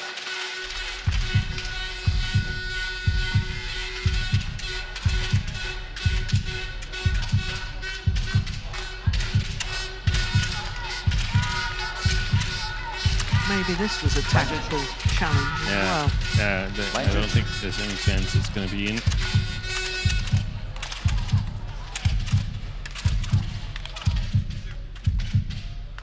No.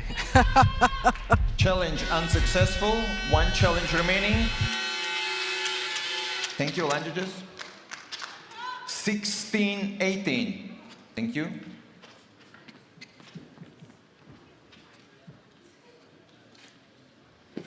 Change.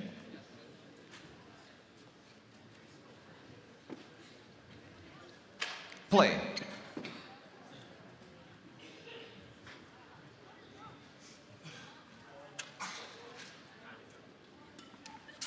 Oh, my Service goodness. over. 19-16. After that terrific fight back of 5 straight points.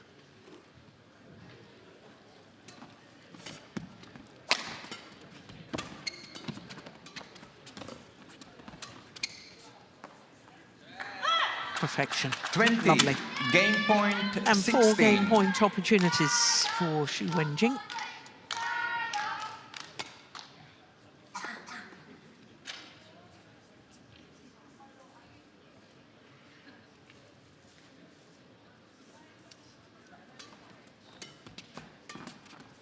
Beautiful. Game. We agreed on that. First game won by China. Fantastic 21-16. quality. 21-16 confirms the umpire. 20 minutes for that opening game. And it was really the run from 12-11 to 18-11. 6 straight points for Xu Wenjing. That was the decisive phase in that opening Retur. game.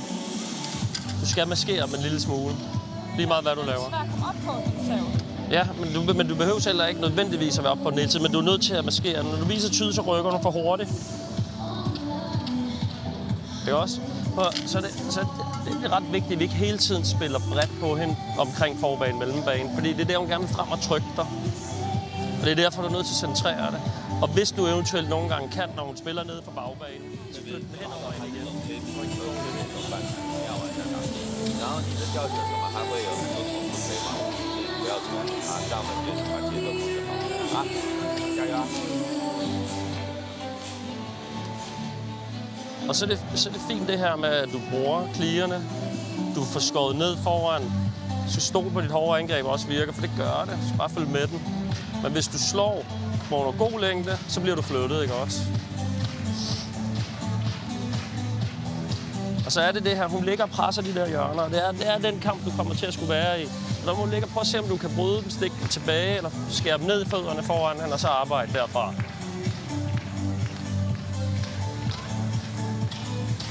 Hvad siger du selv til det her?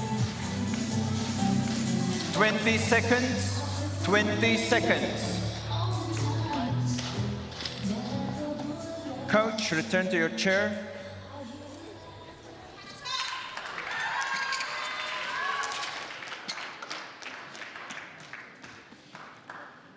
Second game, love all, play. So 1 game to the good, Xu Wenjing for China against Lina Christophersen.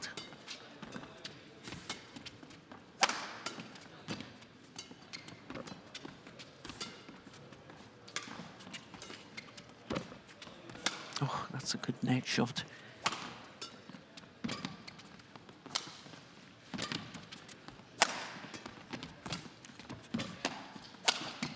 Nice. Good play. Service over. 1 love. So what was the advice from the coach in that interval, Steve? Again, there's center some of the shots to the center line so that Xu Wenjing can't chase her from corner to corner. Trust your attack when you get the good chances. If you attack from a position where you're on the back court, doesn't have the right opportunity, you will be moved. And there was quite some information.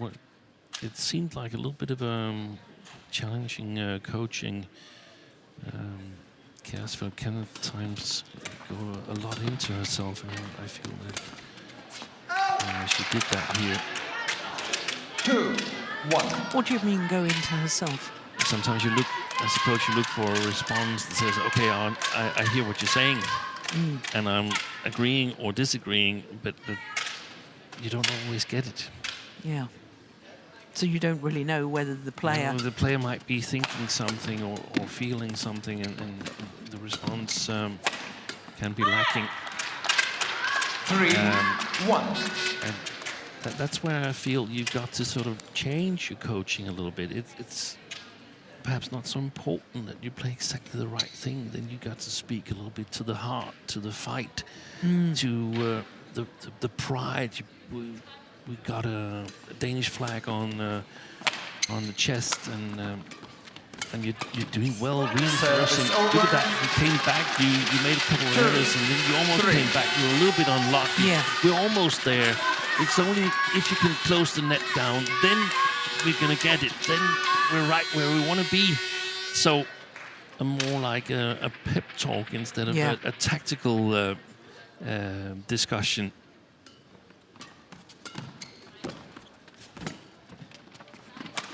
But it's so easy to say sitting outside.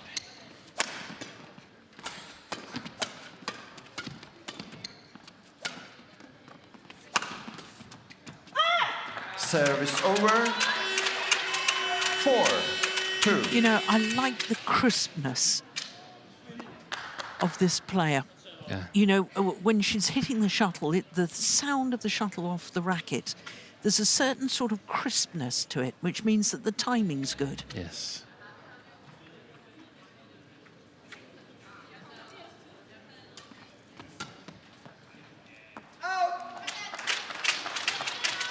Five-two. That's one of the situations they discussed as well, in the service situation. To move into the shuttle, I must admit I missed a little bit what the advice was. Yeah, but it bothered me the way she turned to the coach afterwards, and she was, you know, obviously saying something. That doesn't work. That's what I tried, and it's not going to work. But yeah, now I recall it. He said, Rune said something about a small deception on, and I totally agree. Small deception on the low service return.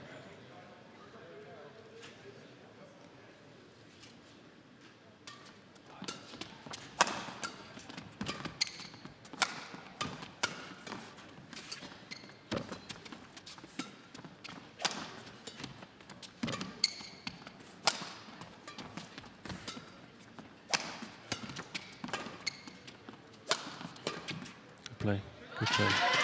I'm curious to see if Christophersen manages to close the front court down to get to these drop shots from Xu and Jing. What does this lady then do? What will she try?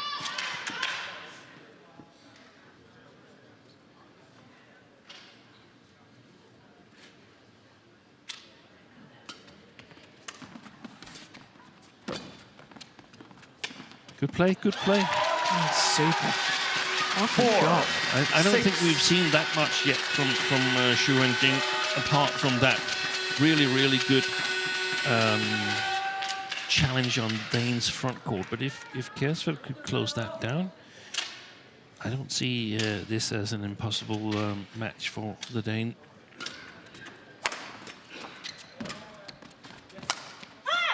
Service over. 7-4.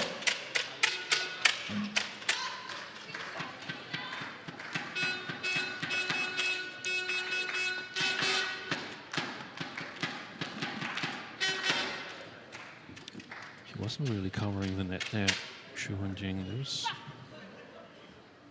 straight shot was open.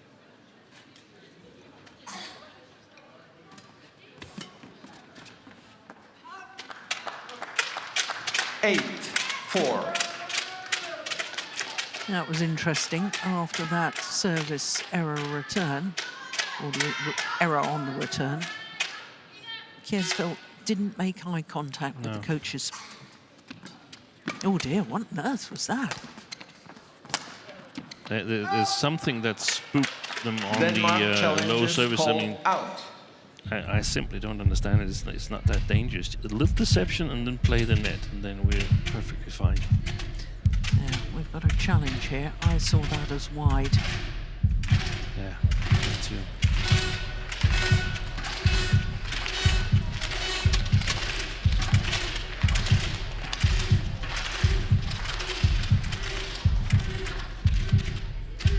Indeed it was. Challenge unsuccessful. One challenge remaining. 9-4. Play.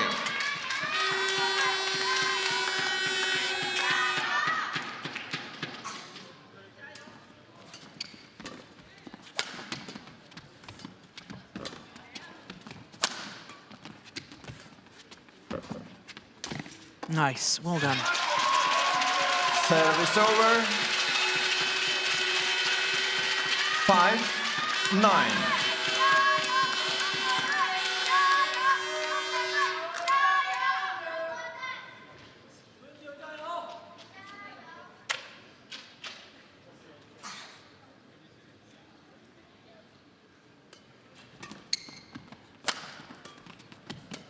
That was one of the shots that he called for, Rune Ulsing, the centered recovery shot. Super play. 6-9.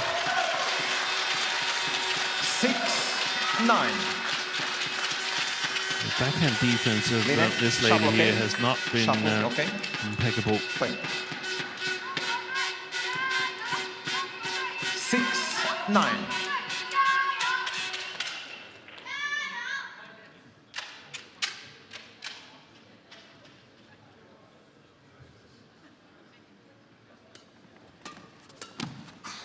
Oh yeah, that's a nice 7-9. backhand. Right, back in this now. Yeah. Change.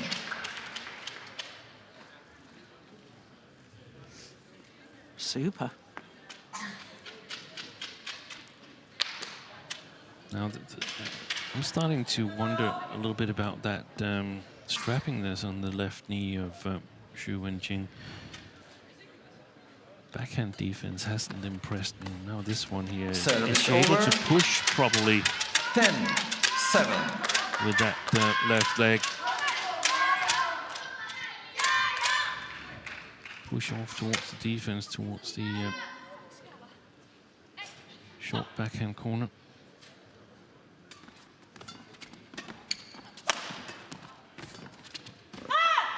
To the mid-game interval with a 4-point advantage.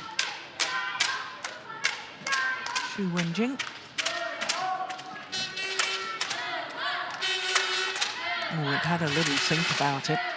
Decided not to go over. Så det handler om. Ja, når vi får gang til at finde nogen hurtigt. Ja, nej, så lad være. Så vip den op over en. Men det handler om lige nu, det er, at du prøver at være konstruktiv, og du ikke bliver negativ hver gang du taber en duel. Det får for mange lette på. Det er det handler om nu. Det er også, når du er i det, så spiller du rigtig fine dueller med den, så er du rigtig fine løsninger. Men det er sindssygt hårdt arbejde. 20 seconds.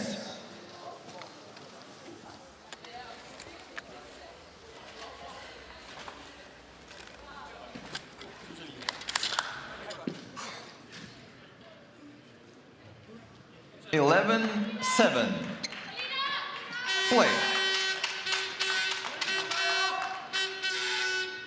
So 11-7 as play resumes. Also one game to the good, Xu Wenjing.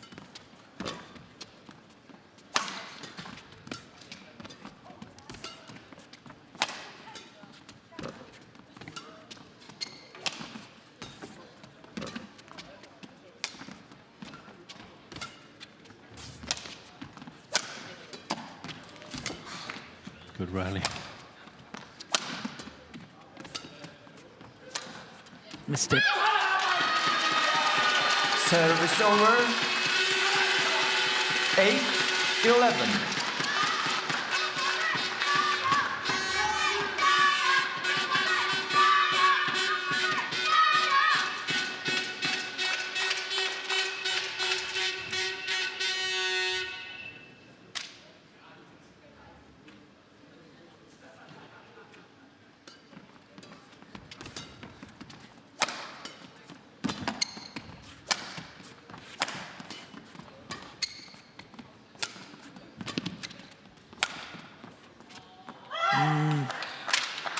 Wide of the Service mark. over.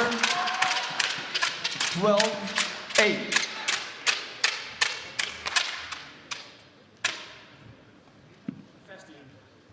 And in this interval, Losing articulated the fact it's important that you don't become negative after you lose a point. And I agree with him. Maybe it's up for rephrasing, but the idea is correct. You've got to stay positive. Lost the game. And that's why I'm surprised by what you told me in the opening game when Kjærsfeldt told her coach, I feel a little heavy today, I feel a little slow today. You can't be feeling sorry for yourself. Exactly. Exactly. You know, oh, I don't feel particularly well. There's no point going out and training every day unless you're going to give it your all once you get on the competition court. And the thing is, I mean, it's a little bit like there's a part of the sentence missing.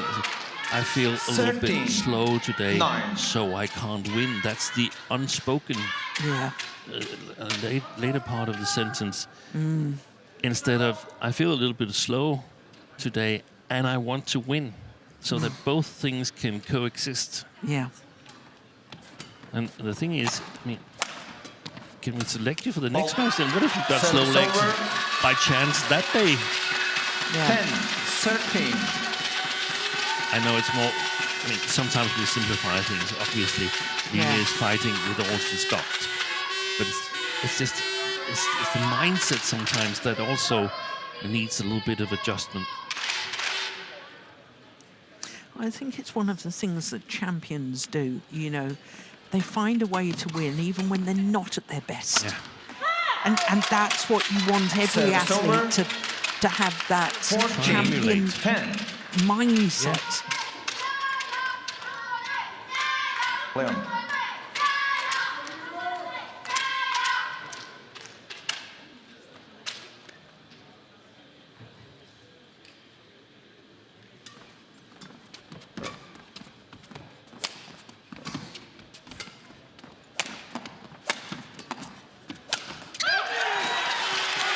Service over.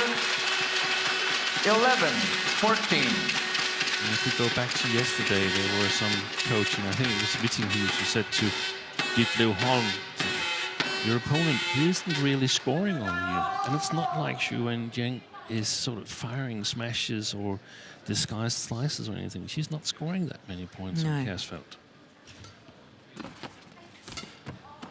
She's probably scoring now.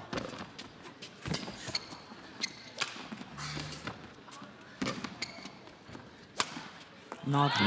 Absolutely lovely. 12-14. Completely stranded, Xu Wenjiang.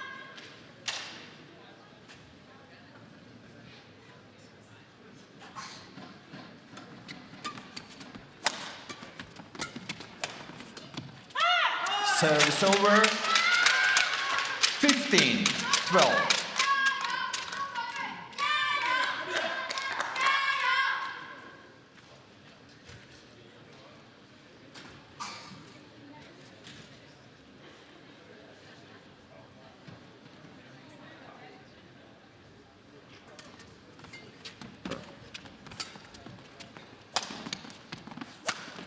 Nice. So is that, Service over. 13-15. She definitely needs a little more strength in those legs, doesn't she? Push off and change direction. Well, it's only 18. Plenty of time to work on the fitness. 13-15. What's more difficult with younger players is to work on the skills. If you've got the skills, then the fitness side and the strength side is relatively easy. Of course, it's not easy, but much easier than trying to suddenly give a player the technical skills when they're 18, 19. Service over.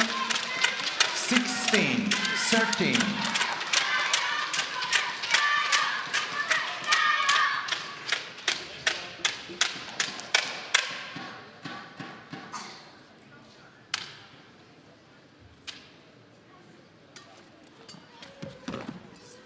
goodness. So it's over. 14-16.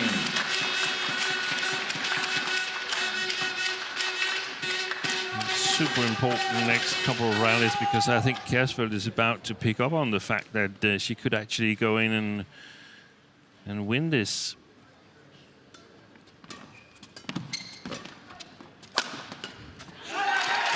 Only 1 point in it. 15-16.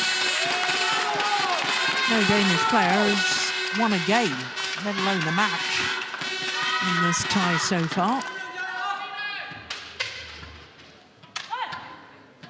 In fact, nobody's scored more than 16 points in a game. Oh, yeah. It's going to challenge that. Denmark challenges called out. I'm not sure she's correct, but it's definitely worth a challenge, and it could be very decisive for the match. Language. Language.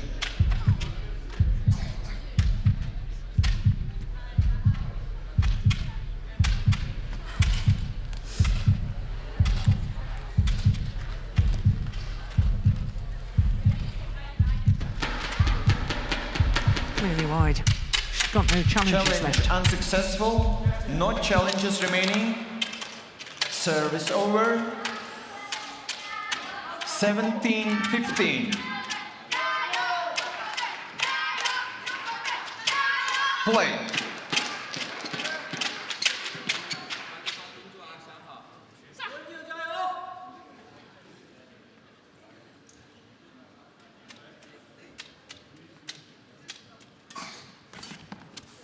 Oh, that's a gift at this stage of the match. How many errors on return of serve? We should have been keeping count, Steve. There's numerous in the opening game. 8 minute errors in total. I agree on service returns. Slammed in. 19-15. That's good control. Xu Wenjing.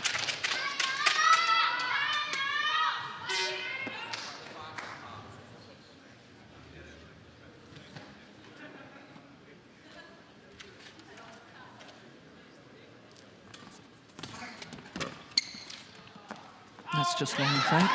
Service over. 16-19.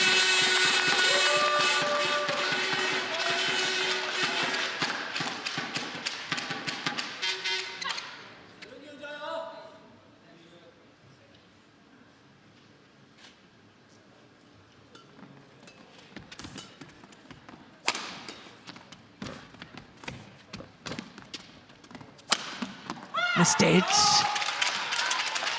And it is match point opportunities 20. for Match China. point 16. For Xu Wenjing.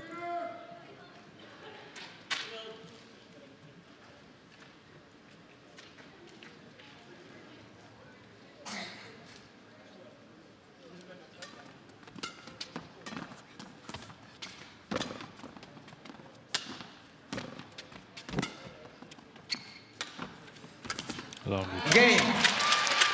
Symmetry in the scoreline, 21-16, 21-16, in a match lasting 43 minutes. Thank you. Thank you.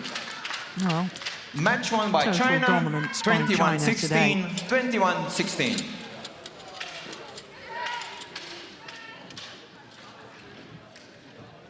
This is the final rally. We will be on again tomorrow at 8:30.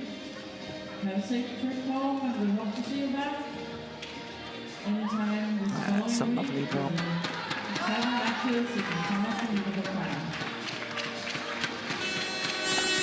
So confirmation of that scoreline once again, 21-16, 21-16 in 43 minutes. So that means China has won this Group A tie against Denmark by 5 matches to love. All matches won in 2 straight games. No player winning more than 16 points in a game. So China's dominance really very much on show in today's match against Denmark.